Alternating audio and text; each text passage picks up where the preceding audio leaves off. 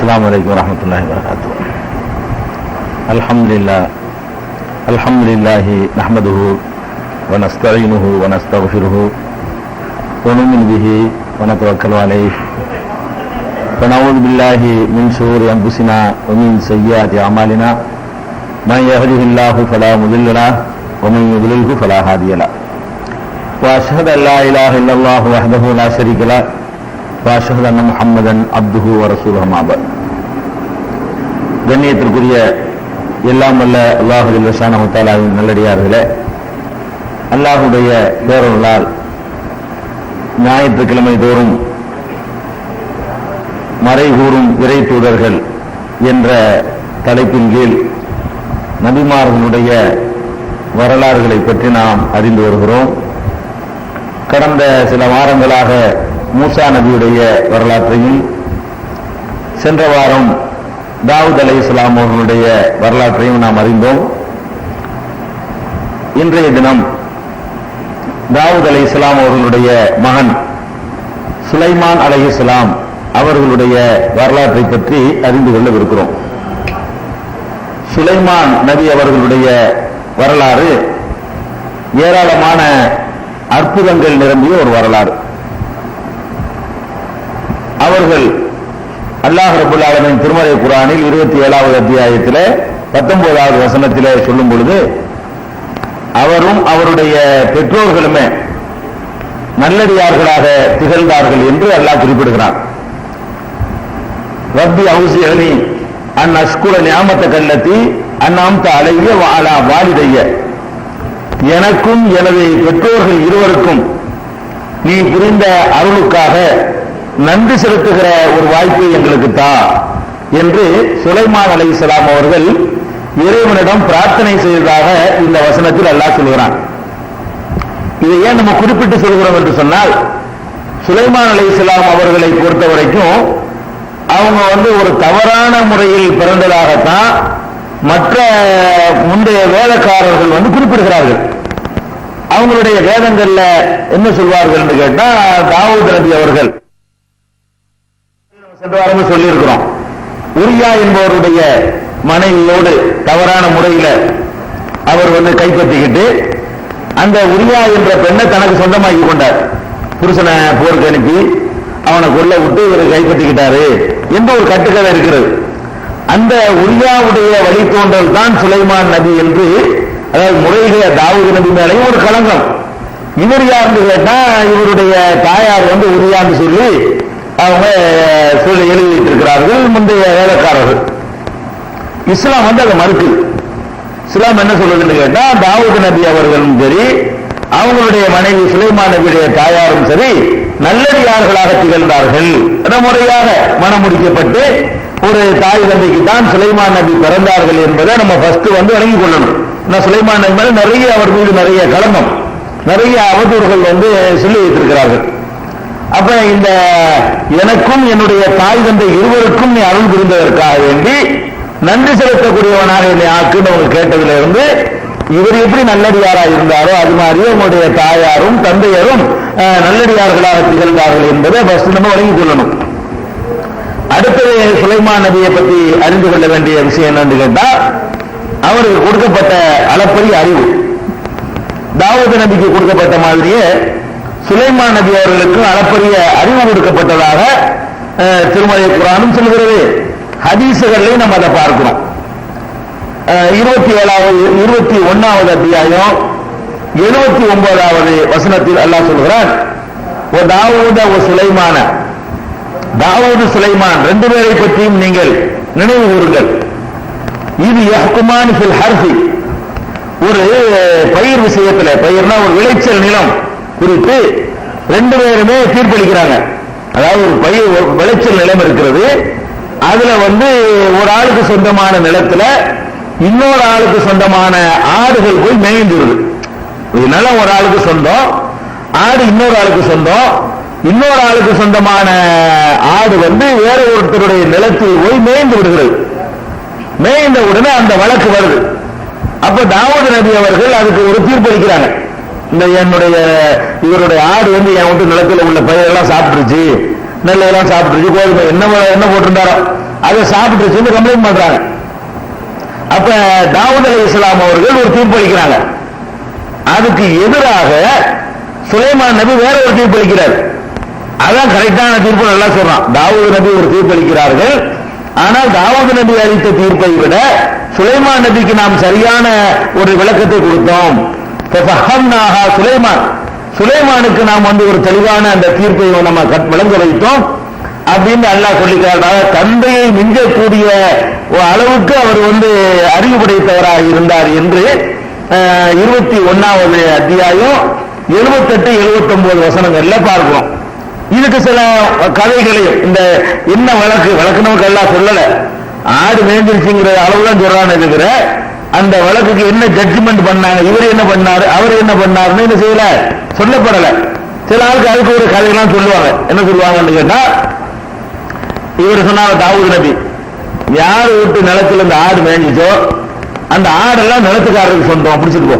உன் வீட்டு நிலத்துல மேய்ஞ்சிருச்சா இல்லையா, அதனால அந்த ஆட்டை ஒழுங்கா கட்டி வைக்காததுனால இந்த ஆட்டை புறாத்தையும் நீ எடுத்துக்கான்னு சொல்லி நிலத்துக்காரருக்கு சொந்தமாக தீர்ப்பளிச்சுட்டாராம் அவரு.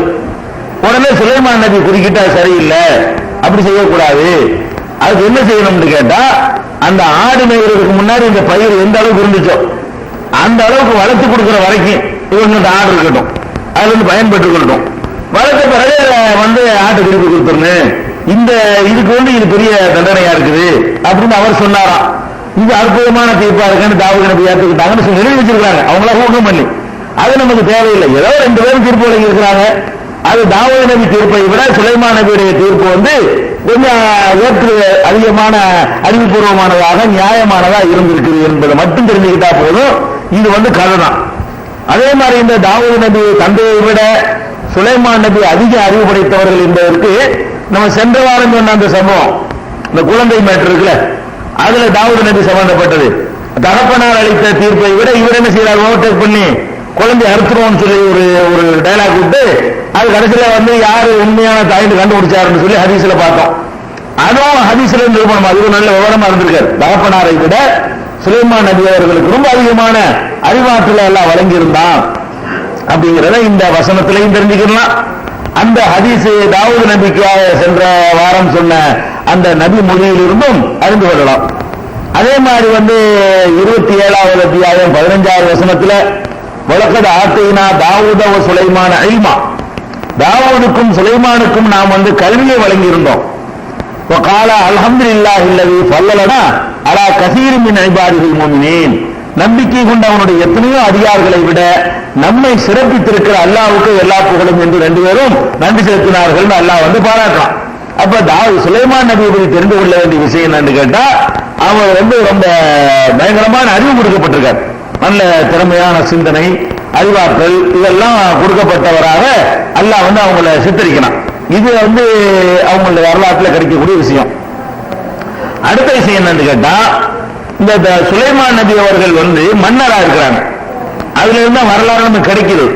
அவர் எந்த வருஷம் பிறந்தாரு, சின்ன பிள்ளையில என்ன செஞ்சாரு, இளைஞரா இருக்கும் என்ன செஞ்சாரு, அது மாதிரி எல்லாம் ஒண்ணுமே கிடைக்கல. இந்த 2 சம்பவம் கிடைக்குது. தகப்பனார ஓவர்டேக் பண்ணாருன்னு சொல்லி 2 நிகழ்ச்சி கிடைக்குதே தவிர, அதை தவிர சுலைமான் நபியை பத்தி அவர் மன்னர் ஆகுறதுக்கு முந்தின செய்தி எதுவுமே சொல்லப்படல. ஆனா திடீர்னு எல்லாம் என்ன சொல்றான்னு கேட்டா, வரிச சுலைமானு தாவூத், சுலைமான் நபி அவர்கள் தாவூதுக்கு வாரிசாக ஆனார்கள். சுலைமான் நபி தகப்பனார் தாவூத் இருக்கார்ல, அவருக்கு வாரிசாக ஆனார்கள் அப்படின்னு சொல்லி 27வது அத்தியாயத்துல 16வது வசனத்தில் எல்லாம் சொல்றோம். அதாவது தாவூத் நபிக்கு சுலைமான் நபி வாரிசானார்கள் என்ன அர்த்தம், இதை கொஞ்சம் கவனமா விளங்கிக்கணும். வாரிசானார்கள் என்று சொன்னா சொத்துக்களுக்கு வாரிசுன்னு வழங்கக்கூடாது. தாவூத் நபிக்கு சுலைமான் நபி சொத்துக்கு வாரிசாயிட்டான்னு வழங்க முடியுமான்னா வழங்க முடியாது. ஏன் வழங்க முடியாதுன்னு கேட்டா, நபிமார்களுடைய சொத்துக்கள் வாரிசுகளுக்கு சேராது. அது ஒரு பொதுவான ரூல்ஸ். நபிகள் நாயகம் ஸல்லல்லாஹு அலைஹி வஸல்லம் அவங்களே என்ன சொல்லிட்டு போனாங்க, நாங்கள் விட்டு செல்கிற நபிமார்களாகிய நாங்கள் விட்டு செல்கிற சொத்துக்களுக்கு எங்களுடைய வாரிசுகள் குடும்பத்தார் சொந்தம் கொண்டாட முடியாது. மாத்தரக்குனாக சதகா, நாங்கள் விட்டு செல்லக்கூடிய சொத்துக்கள் எல்லாம் பொது நிதியிலே சேர்க்கப்பட வேண்டும் என்று நபிகள் நாயகம் ஸல்லல்லாஹு அலைஹி வஸல்லம் அவர்கள் சொல்லியிருக்கிறார்கள்.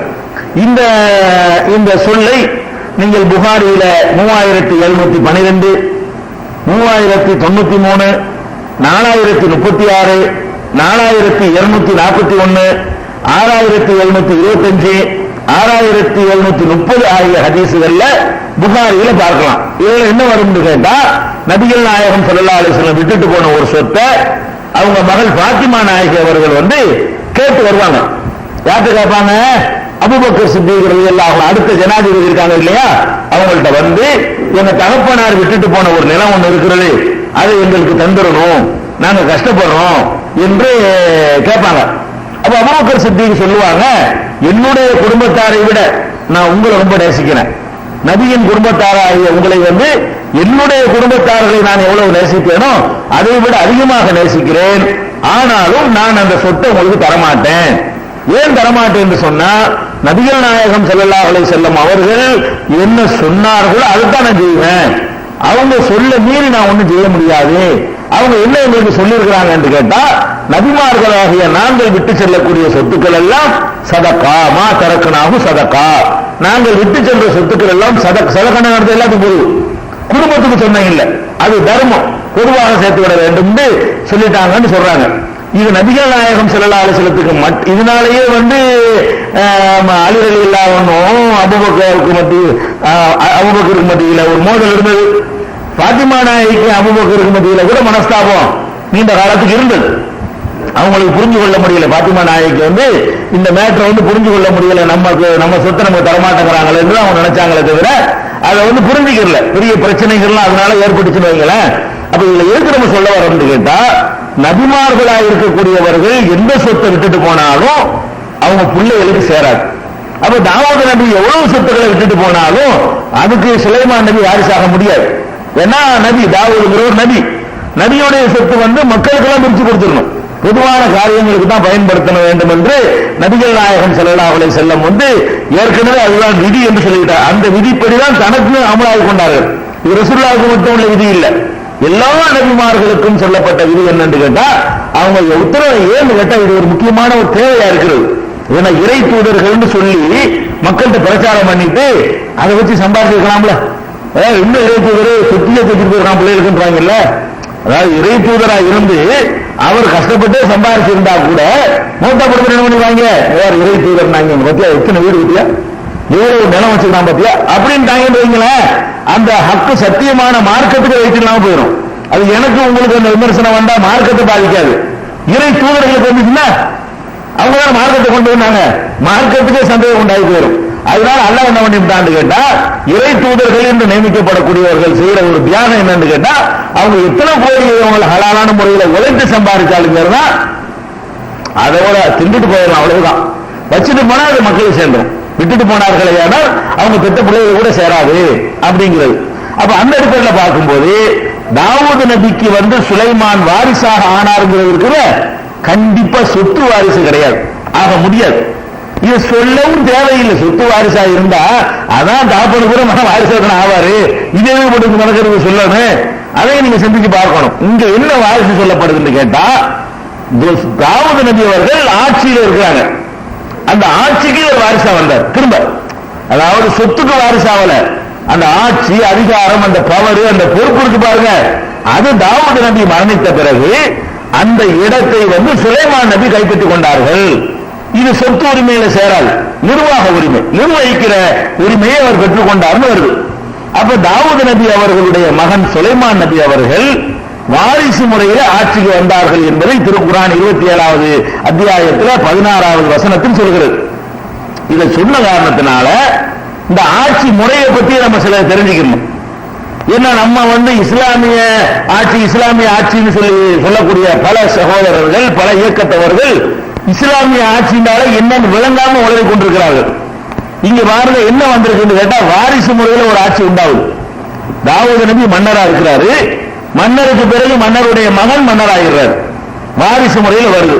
அப்ப இஸ்லாமிய கவர்மெண்ட் என்று சொல்லக்கூடியது வாரிசு முறையில வரணுமா, ஜனநாயக முறையில வரணுமா, அல்லது மக்கள் புரட்சி செய்து வரணுமா, அல்லது குறிப்பிட்ட ஒரு செலக்டட் பீப்புள், முக்கியமான ஒரு தேர்வு செய்யப்பட்ட ஆட்கள் கூடி ஒருவரை தேர்வு செய்யணுமா, எது இஸ்லாமிய ஆட்சி? அது ஒரு விளக்கம் வேணும்ல. இஸ்லாமிய ஆட்சின்னா எல்லா மக்களும் ஓட்டு போட்டு ஒருவரை தேர்ந்தெடுக்கிறோம். அது இஸ்லாமிய ஒரு நாட்டில் இஸ்லாமிய மக்கள் இஸ்லாமிய ஒரு உண்மையான ஒரு இஸ்லாமியரை தேர்ந்தெடுக்கிறாங்கன்னு வைங்க, அது இஸ்லாமிய ஆட்சின்னு சொல்ல முடியுமா? அல்லது நியமனம் வந்தா சொல்ல முடியுமா? அல்லது புரட்சி அடிப்படையில் வந்தா சொல்ல முடியுமா? அல்லது படிப்படியா இப்படியே முதல்ல எம்எல்ஏவா இருக்கிறது, அப்புறம் ஒரு மந்திரி ஆகிறது, அப்புறம் முதலமைச்சராக பிரதமர் ஆகிறது, அப்படி ஸ்டெப் பை ஸ்டெப்பா டெவலப் ஆகி ஆட்சியை கைப்பற்றுறதா? எது இஸ்லாம் சொல்லக்கூடிய முறைகள்? ஒரு ஆட்சியை கைப்பற்றுவதற்கு இஸ்லாம் எந்த வழியை உங்களுக்கு சொல்லுகிறது என்று கேட்டால், எந்த வழியும் இஸ்லாத்துக்கு வைக்கலாம். நல்ல விளங்கிக்கணும். அதாவது பரம்பரை கூடாது, அல்லது முயற்சி ஒருத்தம் வரக்கூடாது, மக்களால் தேர்ந்தெடுக்க, அப்படியெல்லாம் இஸ்லாம் சொல்லவே இல்லை. எல்லா விதமான எந்த முறையில் வருகிறான் என்பதை இஸ்லாம் கவனத்தில் கொள்ளவே இல்லை. வேற என்ன கொள்கிறது? எந்த முறையிலையும் உன்னிடத்தில் ஆட்சி வந்து விடுமையானால் அதை நடத்துகிற விதத்தை ஒழுங்கா நடத்திய. இஸ்லாமிய ஆட்சின்னு சொன்னா எப்படி வருகிறான் என்பதை பொறுத்து இஸ்லாமிய ஆட்சி ஆகாது.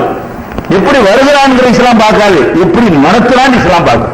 நீ ஜனநாயகத்தில் வந்துட்டு போ, சர்வாதிகாரியா ஒரு ஆட்சி ஒன்று கிடைக்குதா, பிடிச்சிட்டு போட்டு நீ அப்புறம் எப்படி நடக்கிற, சரியான நீதி வழங்குறியா, நேர்மையா நடக்கிறியா, அது இஸ்லாமிய ஆட்சி ஆயிரும். அப்ப இஸ்லாமிய ஆட்சி இந்த உடனே தேர்வு செய்யற விதத்தை தான் இஸ்லாமிய ஆட்சி வழங்கிட்டு இருக்காங்க எல்லாரும். அப்ப அதுக்காக வேண்டி நம்ம என்ன பார்க்க வேண்டியிருக்குன்னு கேட்டா, இஸ்லாமிய முறையில என்னென்ன மாதிரி எல்லாம் ஆட்சிகள் உருவாயிருக்குன்னா, தாவூது நபிக்கு சுலைமான் நபி வாரிசு முறையில் ஆட்சியா வந்தார்னு வருதுல்ல, அதுல இருந்து எல்லா விதமான ஆட்சி முறைகளையும் நம்ம தெரிஞ்சுக்க வேண்டியிருக்கு. எப்படி தெரியணும்? இப்ப இந்த சுலைமான் நபி வாரிசா வந்துட்டார், வாரிசு முறையில் வந்துட்டார். தாவூது நபி எப்படி ஆட்சிக்கு வந்தாரு? அவர் வாரிசா வரல. அவர் எப்படி வந்தாருன்னு கேட்டா, அவர் ஒரு சோல்ஜரா போய், அதாவது ஒரு ராணுவ வீரரா தான் அவர் இருக்கிறார். தாவூது நபியை பொறுத்த வரைக்கும் ஃபர்ஸ்ட் என்ன பண்றாரு? அந்த தாலூத் என்பவரை அல்லாஹ் மன்னராக நியமிக்கிறான். அந்த மன்னரின் கீழே இருந்து இவரும் பணியாற்றுகிறாரு. இவர் தான் ஜாலூத் ஒரு கொடியவன அந்த படையில சேர்ந்திருந்து கொலையும் பண்றாரு. தாவூது நபி கொலையெல்லாம் செஞ்ச பிறகு இந்த தாலூத் மன்னர் இறந்த பிறகு அந்த இடத்துக்கு வந்துடுறாரு. அது எப்படி வர்றாருன்னு கேட்டா, இவர் வந்த முறை, தாவூது நபி வந்த முறை என்ன? புரட்சி செஞ்சியும் வரல, அத்தாவுனால நியமிக்கப்பட்டும் வரவில்லை, மக்கள் எல்லாம் கூடி தேர்ந்தெடுத்து வரவில்லை. எப்படி வந்தாருன்னு கேட்டா, ஒரு சாதாரண வீரரா சேர்ந்தாரு, அப்புறம் கொஞ்சம் தளபதியா இருப்பாரு, அப்புறம் முக்கியமான தளபதியா இருப்பாரு, அப்புறம் மன்னருக்கு அடுத்த ரேஞ்சில் நின்றுப்பாரு. அவர் போனவனே அவர் பிடிச்சிட்டார். அப்ப தாவூது நபி ஆட்சிக்கு எப்படின்னு பாத்தீங்கன்னு சொன்னா, அதுல அல்லாஹ் 251 சூரத்துல் பக்ராவுல 250 போன வாரம் சொல்லப்பட்ட விஷயம் இது. 251வது வசனத்தில் அல்லாஹ் சொல்லுகிறான், ஃபஹஸமூஹும் பிஇذنில்லாஹ். தாலூத் தலைமையில் உள்ள அந்த படையினர்கள் அந்த எதிரி படையினரை அல்லாஹ்வுடைய விருப்ப பிரகாரம் தோற்கடித்தார்கள். வகதல தாவூது ஜாலூத். அந்த படையில இருந்த தாவூத் அவர்கள் ஜாலூத்தை கொன்றாரு. ஆத்தாஹுல்லாஹுல் முல்க. அப்புறம் அவருக்கு அல்லாஹ் ஆட்சியை கொடுத்தான் அப்படின்னு வருது. அப்ப ஒரு வீரராக இருந்து அந்த காரியத்தை நிகழ்த்துறாரு, அப்புறம் ஆட்சியை கொடுக்கிறான். இதுல என்ன விளங்குது? இவர் படிப்படியாக முன்னேறி ஆட்சிக்கு வந்திருக்கிறார். ஆரம்ப காலத்துல அடிமையா இருக்கிறாங்க, அதுக்கப்புறம் சிறைச்சாலைக்கு போறாங்க, அதுக்கப்புறம் ஒரு மன்னரின் கீழ மந்திரியா இருக்கிறாங்க, அதுக்கப்புறம் என்ன ஆகுதுன்னு கேட்டா அவரே மன்னர் ஆயிடுறார். இது என்ன இருக்குது? இது சூரா யூசுஃப்லயே எங்கெல்லாம் நீங்க பார்க்கலாம்னு கேட்டா, அதாவது 12:55 12வது அத்தியாயம் 55வது வசனத்துல அல்லாஹ் என்ன சொல்றான்னு கேட்டா, யூசுப் நபி கேட்கிறாங்க, ரப்பி ஜஅல்னி அலா ஹஸாயினில் அர்தி. இந்த பூமியுடைய கருவூலங்களுக்கு, இந்த நாட்டினுடைய கருவூலத்திற்கு என்னை நீங்கள் பொறுப்பாளியாக நியமியுங்கள். யார் கேட்கிறா? யூசுப் நபி கேட்கிறார். யார்கிட்ட கேட்கிறாரு? மன்னர்கிட்ட கேட்கிறார். அவர் நியமிச்சுக்கிட்டார், மன்னர் நியமித்துக் கொண்டார். சரி, அதுக்கப்புறம் என்ன ஆச்சுன்னு கேட்டா 12:101 எடுத்து பாத்தீங்கன்னா, ரப்பி கத் ஆத்தைதனி மினல் முல்கி. இறைவா, எனக்கு நீ ஆட்சியை வழங்கி விட்டாய்ன்னு அல்லாஹ்வுக்கு நன்றி செலுத்துறாரு. 12:55 பாத்தீங்கன்னா அவர் மன்னருக்கு போய் பதவியை கேட்கிறாரு. அந்த மன்னர் சட்ட பிரகாரம் அவர் நடவடிக்கை எடுத்தார் என்றெல்லாம் 12:76 இருக்குது.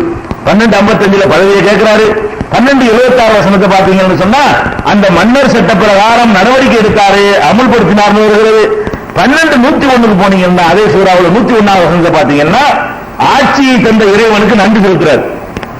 ஆட்சிலாம் வந்த பிறகுதான் தகப்பனாரெல்லாம் அழைச்சிட்டு வர சொல்றாரு. தகப்பனாரெல்லாம் வேற நாட்டில் இருக்கிறாங்க, தகப்பனாரு சகோதரர்களும் அழைத்து வர சொல்லி அவர்களுக்கு கண்ணியப்படுத்தினார. அந்த நேரத்தில் அவர் சொல்லுகிறார், ரப்பி இறைவா, அது ஆத்தைத்தனி மினல் முல்கி, எனக்கு ஒரு ஆட்சியை நீ எனக்கு தந்திருக்கிறாய், ஹிக்மத்தை தந்திருக்கிறார், ஏராளமான ஞானத்தை தந்திருக்கிறாய் என்று அவர்கள் இறைவனுக்கு நன்றி செலுத்தினார்கள். அப்ப இந்த யூசுப் நபி அவர்கள் யாக்கூப் நபியிட்ட இருந்து ஆட்சியை கைப்பற்றினாங்க, தகப்பன் இருந்து இல்ல. அவர் எங்க இருந்தார், எங்க இருந்தார், அனாதையா அடிமையா வந்து விற்கப்பட்டாங்க, குற்றம் சுமத்தப்பட்டு சிறையில் அடைக்கப்பட்டாங்க. ஒரு மந்திரி பதவி கிடைச்ச உடனே அதை வச்சு அழகா செயல்பட்டு அப்படி அப்படி அப்படி ரெண்டாவது இடத்துக்கு வந்து, ரெண்டாவது இடத்துக்கு வந்துட்டாலும் முதல் போன வந்து உட்காந்துடலாம, முதல் போன என்ன பண்ணிட்டாரு, இவர் கையில் எடுத்துக்கிட்டாரு. அப்போ ஒரு ஆட்சி தலைவர் ஆகுறது வந்து தாவூது நபி மாதிரி, யூசுப் நபி மாதிரி ஒரு சாதாரண ஒரு நிலையில இருந்து படிப்படியாக உயர்ந்து ஒருவர் ஆட்சியை கைப்பற்றலாம். இந்த ரெண்டு பேரும் தப்பான ஆட்சியை பண்ணிருப்பாங்க. ரெண்டு பேரும் நபிகள், தாவூது அல்லாஹ்வுடைய தூதர், யூசுப் அல்லாஹ்வுடைய தூதர். இவர்கள் வந்து தவறான முறையில் வந்து ஆட்சி பண்ணாங்கன்னு சொல்ல இயலாது.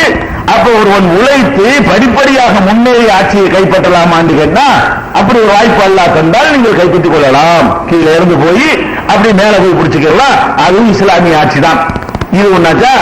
அதுக்கப்புறம் என்ன, நபிகள் நாயகம் ஸல்லல்லாஹு அலைஹி வஸல்லம் வாங்க, அவங்க என்ன பண்றாங்கன்னு கேட்டா, புகாரியில 7218 அதுல என்ன இருக்குன்னு கேட்டா, உமர் ரலியல்லாஹு அன்ஹு அவங்கள்ட்ட வந்து கேட்கிறாங்க மக்கள், நீங்க அடுத்த ஆட்சியாளர் நியமிச்சுட்டு போங்களேன். எப்ப கேட்கிறாங்கன்னு கேட்டா, உமர் ரலியல்லாஹு அன்ஹு கத்தியால் குத்தப்பட்டுறாங்க. அவங்க குத்தப்பட்டு கொஞ்ச நாள் இருந்துதான் இறந்து போறாங்க. மரணம் நெருங்கிருச்சுன்னு உங்களுக்கு தெரிஞ்சு போச்சு. அப்ப நீங்க மரண அவஸ்தையில் இருக்கிறீங்க, போறீங்க. இந்த காலத்தில் உள்ள நவீன மருத்துவம்லாம் இல்லையில, அது வாட்டு வெத்தம் ஓடிக்கிட்டே இருக்கு, இனிமே ஆள் சேர மாட்டாங்கன்னு சொல்லும் பொழுது கேட்கிறாங்க, அலா தஸ்தக்லி, நீங்கள் ஒரு ஆளை நியமிச்சுட்டு போங்களேன்.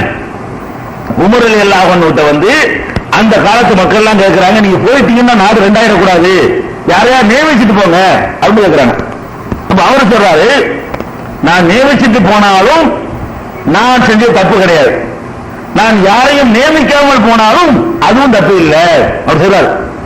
நான் வந்து எனக்கு அடுத்து இவர்தான் என்று ஒருவரை அடையாளம் காட்டிவிட்டு நான் போனாலும் நான் குற்றம் செய்தவனாக ஆக மாட்டேன்.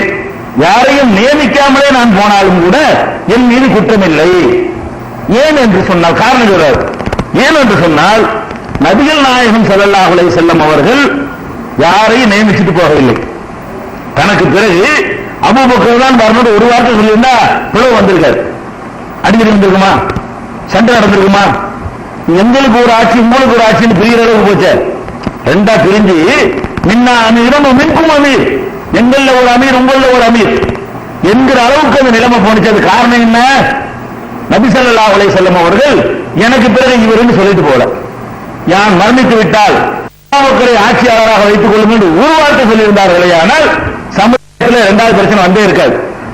அதை சொல்றாங்க உமர் ரலியல்லாஹு அன்ஹு, இன் அஸ்தக்லிஃப், நான் வந்து யாரையாவது நியமித்து விட்டு சென்றேனே ஆனால் ஃபக்கத் இஸ்தக்லஃப மன் ஹுவ கைரும் மின்னி, என்னை விட சிறந்தவராக இருக்கிற அபூபக்கர் இருக்கிறாரே அவர் நியமித்து சென்றிருக்கிறார், என்னை நியமிச்சு அவர் தான். சொல்றாரு, அபூபக்கர் என்ன பண்ணிட்டாரு, அவர் மூத்தா போறதுக்கு முன்னாடி என்னை நியமிச்சுட்டு போயிட்டார். நான் நியமிச்சேன்னு சொன்னாலும் அபூபக்கர் வழியில் செல்கிறேன், நியமிக்கவில்லையா அவரை விட சிறந்தவர் நியமிக்காமல் போய்விட்டார். அவர் சொல்றாரு, ஒரு ஆள் நியமிச்சுட்டு போனேன் என்று சொன்னா என்னை விட சிறந்தவர் நியமிச்சுட்டு போனார். என்னைய நான் ஒருத்தரை நியமிக்காம நான் யாரும் சொல்லாம போயிட்டேன்னா அப்போ நான் குற்றவாளியாக மாட்டேன். ஏன்னு கேட்டா அவரை விட சிறந்தவர் நியமிக்கவில்லை. ரசூலுல்லாஹ் சொல்றார், அபூபக்கரை விட சிறந்தவர் இருக்கிறாரு, அவர் வந்து என்ன செய்யல, யாரை நியமிக்கவில்லை அப்படின்னு அவங்க ஒயின் அத்ருக், அவர் வந்து நான் யாரையும் நியமிக்காமல் விட்டுவிட்டேனே ஆனால் ஃபக்கத் தரக்க மன் ஹுவ கைரும் மின்னி, என்னை விட சிறந்தவரான அவரை விட சிறந்தவரான ரசூலுல்லாஹி ஸல்லல்லாஹு அலைஹி வஸல்லம் அவர்கள் அவங்க வந்து நியமிக்கவில்லை. புகாரியில 7218வது ஹதீஸா இதை நீங்க பார்க்கலாம். அப்ப என்ன நமக்கு விளங்குது கேட்டா, நபிகள் நாயகம் ஸல்லல்லாஹு அலைஹி வஸல்லம் அவர்கள் தமக்கு பிறகு ஒரு ஆளை நியமிச்சுட்டு போகவில்லை. நியமிக்கலன்னு அர்த்தம் மக்கள் தான் முடிவு செஞ்சுக்கிறாங்க அர்த்தம். நியமிக்கவில்லை என்று சொன்னாலே அதுக்கு என்ன அர்த்தம், அந்த முடிவு மக்கள் மத்தியில் தள்ளப்பட்டு விட்டது. மக்கள் மத்தியில் தள்ளப்பட்டுருச்சுன்னா மக்கள் எல்லாம் கூடி யாரை தேர்ந்தெடுத்து ஜனநாயகம். நபிகள் நாயகம் ஸல்லல்லாஹு அலைஹி வஸல்லம் என்ன பண்ணிட்டு போயிட்டாங்கன்னு கேட்டா, மக்களுக்கு அதிகாரத்தை கொடுத்துவிட்டு போய்விட்டார்கள். ஜனங்களுடைய அதிகாரம், ஜனநாயகம்னா மக்கள் அதிகாரம், நாயகம்னா அந்த பவர். அப்ப ஜனங்களுக்கு இந்த நாயகத்தை பவரை கொடுத்துட்டு போயிட்டாங்க நபி ஸல்லல்லாஹு அலைஹி வஸல்லம் அவர்கள். ஆனா அபூபக்கர் என்ன பண்றாங்க தெரியுமா? இப்ப நம்ம நியமிக்காம போனோம்னு சொன்னா நமக்கு பிறகு என்ன ஆகும்னு தெரியல அப்படின்னு அவர் யோசனை பண்ணி ஒரு ஆளை நியமிச்சுட்டு போறதா நல்லதுன்னு நினைச்சு உமர் தான் எனக்கு பிறகு ஆட்சியாளர் வந்து போயிட்டார். அபூபக்கர் மௌத்தா போல ஒரு டக்குனு உட்கார்ந்துட்டார். மக்கள் கருத்து கேட்கல, ஓட்டெடுப்பு நடக்கல, ஒரு ஆட்சியில இருந்தவர் அந்த பொசிஷன் அப்படி அடுத்த மாற்றி விட்டு போகும்பொழுது குழப்பம் இல்லாம அந்த சமுதாயம் ஒன்றுபட்டு போச்சு. அப்ப அபூபக்கர் வந்த விதம் எப்படி? மக்களால் தேர்வு செய்யப்பட்டு வருகிறார், போட்டி நடக்குது. அங்கே வேட்பாளர் 2 வேட்பாளர் நிக்கிறாங்க, சாது நிக்கிறாரு, அபூபக்கர் நிக்கிறாங்க, அன்சாரிகளுடைய கட்சியில சாது இப்னு உபாதா நிக்கிறாங்க, இந்த பக்கம் முஹாஜிர்கள் தரப்புல வந்து இவரை நிப்பாட்டுறாங்க. அந்த சம்பவத்தை கூட அவர் சொல்லி காட்டுறாரு. யார் சொல்றாரு? உமர் ரலியல்லாஹு அன்ஹு அவர்கள் சொல்லி காட்டுறாங்க. எப்படி அந்த ஆட்சி உருவானுச்சு தெரியுமா? ரசூல் ஸல்லல்லாஹு அலைஹி வஸல்லம் இறந்து போன உடனே என்ன பண்ணிட்டாங்க? எங்களுக்கு ஒரு அமீர், உங்களுக்கு ஒரு அமீர் என்றெல்லாம் அந்த மாதிரி பிரிஞ்சு கிடக்கிற நேரத்தில் அன்சாரிகள் எல்லாம் தனியா ஒரு இடத்துல கூடிவிட்டார்கள். முஸ்லீம்கள் ஒன்றுபட்டிருந்தவர்கள் என்ன பண்ணிட்டாங்கன்னா உள்ளூர் வாசி வெளியூர் வாசின்னு பிரிஞ்சிட்டாங்க. வெளியூர்ல இருந்து வந்தவர்கள் ஒரு தனி குரூப்பு, உள்ளூர்காரங்க ஒரு குரூப்னு ஆயிடுச்சு. அப்ப வெளியூர்காரர்கள் எல்லாம் வந்து தனியா ஒதுக்கி விட்டுட்டு உள்ளூர் ஆட்கள் எல்லாம் வந்து பனு சாயிதாவுடைய அந்த வீட்டுல போய் எல்லாம் கூடி என்ன பண்ணிட்டாங்க? ஆலோசனை பண்ணிட்டு இருந்தாங்க. அப்ப என்ன பண்றாங்கன்னு அபூபக்கர் 2 பேரும் போறாங்க. சமுதாயம் பிரிஞ்சிடக்கூடாது, அப்ப நம்ம போய் என்ன செய்வோம், மக்களுக்கு எடுத்து சொல்லுவோம் அப்படின்னு சொல்லி அந்த சபையை போய் தேடி சென்று அன்சாரிகள்கிட்ட போய் விளக்குறாங்க. பிரிஞ்சிடக்கூடாது, அதனால நீங்க வந்து என்ன செய்யுங்க, ஒரு தலைமையில் இருப்போம், 2 தலைமை நமக்கு வேணாம், யார் தகுதியானவர்கள் பாருங்க, இன உணர்வா நீங்க பார்க்காதீங்க, உள்ளூர் வெளியூர்னு பார்க்காதீங்க என்றெல்லாம் அவர் அறிவுரை சொல்லிட்டு என்ன பண்ணாருன்னு கேட்டா சொன்னாரு. உமரே கையை நீட்டு, நான் உன்னிடத்துல பையத் செய்கிறேன். உமர்கிட்ட சொல்றாரு அபூபக்கர், நான் உன்னை தலைவராக ஏற்றுக்கிறேன், எல்லாரும் ஏற்றுக்கிறீங்களான்னு கேட்ட உடனே உமரை எல்லாம் டக்குன்னு மாத்தி ஆகத்திரி டேஞ்சரான வேலைகள் செய்யறாங்க சொல்லிட்டு நீங்க தான் தலைவர் அவர் நினைச்சிட்டா டக்குன்னு அவரு உறுதிமொழி எடுத்துட்டாரு. அதுக்கப்புறம் எல்லாரும் கூட்டமா அங்க இருந்த அன்சாரிகள்லாம் டக்குன்னு கலைஞ்சு அபூபக்கர்னா ஓகே ஃபிட்டு, ஆள் நம்ம எந்த ஊர்னு பார்க்க வேணாம், ரொம்ப தகுதியானவர் அப்படின்னு அவங்க வந்து தேர்ந்தெடுத்துட்டாங்க. அப்ப இந்த சம்பவத்தை உமர் ரலியல்லாஹு விரிவான முறையில சொல்றாங்க. அப்ப எதுக்கு நம்ம சொல்றோம்னு கேட்டா, நபி ஸல்லல்லாஹு அலைஹி வஸல்லம் அவர்களுக்கு பிறகு தேர்வு செய்யப்பட்ட ஆட்சி 2 வேட்பாளர் நிறுத்தப்பட்டு எந்த பக்கம் மக்களுடைய கருத்து அதிகமா போனுச்சு, எல்லாரும் ஏகமானதான் தேர்ந்தெடுக்கல. அபூபக்கருக்கு வந்து அலி வந்து பையத்தை செய்ய மாட்டேன்றார். எல்லாரும் ஏகமானதா கூடிய முடிவு எடுத்தாங்கன்னு நினைக்கிறீங்க? இல்ல, அலி ரலியல்லாஹு அன்ஹு அவர்களும் அவங்களை சேர்ந்த சில சிறுபான்மையான ஒரு எண்ணிக்கையில் உள்ளவர்களும் நாங்கள் அபூபக்கரை ஆட்சி தலைவராக ஏற்றுக்கிற மாட்டோம்னு சொல்லி அவர் வந்து ரொம்ப காலத்துக்கு பிறகு 6 மாசத்துக்கு பிறகுதான் வந்து உறுதிமொழி கொடுத்து ஏற்றுக்கிட்டார். அந்த சந்தர்ப்பத்தில் அவர் ஏற்றுக்கிற மாட்டேன்னு சொல்லிட்டாரு. அப்ப பெரும்பாலான மக்கள் கூடி என்ன பண்ணாங்கன்னு கேட்டா ஒரு ஆட்சியை தேர்ந்தெடுத்தாங்க. அதான் ஜனநாயகங்கிறது. ஜனநாயகம் சொன்னா பெரும்பாலானவங்க கூடி எதை தேர்ந்தெடுக்கிறார்களோ அதுவே அமலாக்கு. அப்பதான் சரியா வரும். இப்ப நம்ம 100 பேர் ஒரு நாட்டில் இருக்கிறோம், நம்ம புரிஞ்சு 100 பேர் இருக்கிறோம், 75 பேர் ஒரு ஆளை தேர்ந்தெடுக்கணுங்கிறாங்க, 25 பேர் இன்னொரு ஆளை தேர்ந்தெடுக்கணுங்கிறாங்க. எது சாத்தியமா ஆகும்? 25 பேர் சொல்றவர்கள் தலைவர் ஆயிட முடியுமா? உருவான 75 பேர் இது நடக்குமான்னு கேட்டாங்க. பெரும்பாலான மக்கள் சரி கட்டினா மட்டும்தான் ஒரு கவர்மெண்ட் நிலை பெற முடியும். பெரும்பான்மையானவர்கள் எதிர்த்தார்களே ஆனால் எந்த கவர்மெண்ட் உருவாக வழியே கிடையாது. அதனால நபி ஸல்லல்லாஹு அலைஹி வஸல்லம் அவர்கள் விட்டுட்டு போன முறை என்னன்னு கேட்டா மக்களால் தேர்ந்தெடுக்கணும் விட்டு போயிட்டாங்க. அதுக்கடுத்து அபூபக்கர் என்ன பண்ணிட்டு போனாங்கன்னு கேட்டா நியமனம் பண்ணிட்டு போனாங்க என்பதற்காக பார்க்கிறோம். அதே நேரத்தில் உமர் என்ன பண்ணினாரு? இந்த ரெண்டையும் செய்யறவர் பாருங்க, 3வது வேற வேலை செஞ்சு போயிட்டாரு. அவர் என்ன செஞ்சாருன்னு கேட்டா ஒரு ஆளை நியமிச்சுட்டு போயிருக்கலாம். அவரு நியமிச்சுட்டு போனாருன்னா அபூபக்கர் வழின்னு போயிடலாம், அதை நியமிக்காம ஒண்ணுக்கெல்லாம் போயிருக்கலாம், அது ரசூல் ஸல்லல்லாஹு அலைஹி வஸல்லம் வழிண்டாவது போயிடும். இவர் என்ன பண்றாருன்னா அந்த காயம் வேதனைகளை யோசிச்சு பார்த்துட்டு ஒரு சஜஷன் மக்கள் வச்சுட்டு போறாரு. என்ன சொல்றாரு தெரியுமா? மக்களே, நான் ஒரு ஆளை திணிக்க நான் விரும்பவில்லை, நான் அபூபக்கர் லெவல்ல உள்ளவன் கிடையாது, நான் சொன்னோட ஏற்றுக்கணுங்கிற அளவுக்கு நான் வந்து விரும்பவில்லை. அதனால நபிகள் நாயகம் ஸல்லல்லாஹு அலைஹி வஸல்லம் அவர்கள் ரொம்ப நெருக்கமானவர்களாக செலக்ட் பண்ணி வச்சிருந்த ஒரு 10 பேரை நமக்கெல்லாம் தெரியும். சொர்க்கத்திற்கு நற்செய்தி சொல்லப்பட்ட 10 சஹாபாக்கள். அந்த 10 பேர் வந்து சொர்க்கவாசிகள் என்று நபிகள் நாயகம் ஸல்லல்லாஹு அலைஹி வஸல்லம் அவர்களால் இந்த உலகத்திலே சொல்லப்பட்டவர்கள். அந்த 10 பேர்ல அபூபக்கர் மௌத்தா போயிட்டாரு, ஆல்ரெடி இறந்துட்டாரு. 9. அந்த 9ல வந்து இவர் ஒரு ஆளு மௌத்தா போயிட்டு இருக்கிறார். உமர் ரலியல்லாஹு அன்ஹு நினைக்கிறாரு மௌத்தா போயிட்டு இருக்கிறாரு. அப்ப அவரும் போயிட்டாருன்னா மீதி உள்ள ஆளுக்கு என்ன 8 பேர். 8 பேர்ல வந்து ஒருவர் வந்து அதுக்கு முன்னாடி இறந்து போயிட்டாரு, 7 பேர். இன்னும் ஒருத்தர் வந்து உமர் ரலியல்லாஹு அன்ஹு சொந்தக்காரர், அவர் வெட்டிவிட்டாங்க. மீதி 6 பேர். இப்படி தேர்ந்தெடுக்கிறாங்க, சொந்தக்காரர் வரக்கூடாது. அதனால என்ன பண்றாருன்னு கேட்டா 6 நபர்களை நான் சொல்கிறேன். இந்த 6 நபர்களும் நபிகள் நாயகம் ஸல்லல்லாஹு அலைஹி அந்த 6 யார் லிஸ்ட் பண்ணி சொல்றேன். அவர் சொன்ன செய்திகள் 10 பேர்ல 2 பேர் போயிட்டாங்க, 8 பேர். 8ல ஒரு ஆளு ஆல்ரெடி மௌத்தா போயிட்டாரு, 7 பேர். 7ல ஒரு ஆள் இவருக்கு சொந்தக்காரர் தரமாட்டேன், சொந்தக்காரர் விட மாட்டேன்ட்டாரு. மீதி உள்ள 6 பேரை நான் சொல்கிறேன். இந்த 6 பேரும் சொர்க்கவாசிகள் என்று நபிகள் நாயகம் ஸல்லல்லாஹு அலைஹி வஸல்லம் அவர்களால் நற்செய்தி சொல்லப்பட்ட சிறந்த நன்மக்கள். இந்த 6 பேரும் கூடி யாரை சொல்கிறார்களோ அவரை தேர்ந்தெடுத்துக் கொள்ளுங்கள் அப்படின்னு போயிட்டார். பொலிட்பிரிவை விட்டு விட்டார். இவர் என்ன பண்ணிட்டாருன்னா அனைத்து மக்களுக்கு உரிமையை கொடுக்காம ஒரு பொலிட்பிரிவங்கள்ல, அதாவது குறிப்பிட்ட சில தேர்வு செய்யப்பட்டவர்கள் கூடி தேர்வு செய்வது, எல்லாருக்கும் அந்த உரிமையை கொடுக்கல இவர். இது 3வது வகையான ஆட்சி. அப்ப அபூபக்கர் வந்த விதம் ஜனநாயகத்தில் வர்றாரு, உமர் ரலியல்லாஹு அன்ஹு வந்த விதம் நியமனத்தில் வர்றாரு. உமருக்கு பிறகு வந்த ஆட்சியாளர் எப்படி வர்றாருன்னு கேட்டா செலக்ட் நல்லவர்கள் பொறுக்கெடுக்கப்பட்டவர்கள் கூடி தலைவரை தேர்ந்தெடுப்பது. அந்த 6 பண்ணிட்டு போயிட்டால மக்களுக்கு குழப்பம் வரல. சரியான அந்த 6 பேர் சொன்னா கரெக்டா நம்மளும் ஏத்துக்கிறோம். மன ரீதியாக மக்கள் என்ன செஞ்சிட்டாங்க, இந்த 6 பேர்ல ஓகே, இந்த 6 பேர் எந்த கரப்ஷன் இல்லாத ஆளுக்கு, சுத்தமான ஆளுக்கு. அந்த 6 பேர் யாரு அவர் சொல்றாரு. அதாவது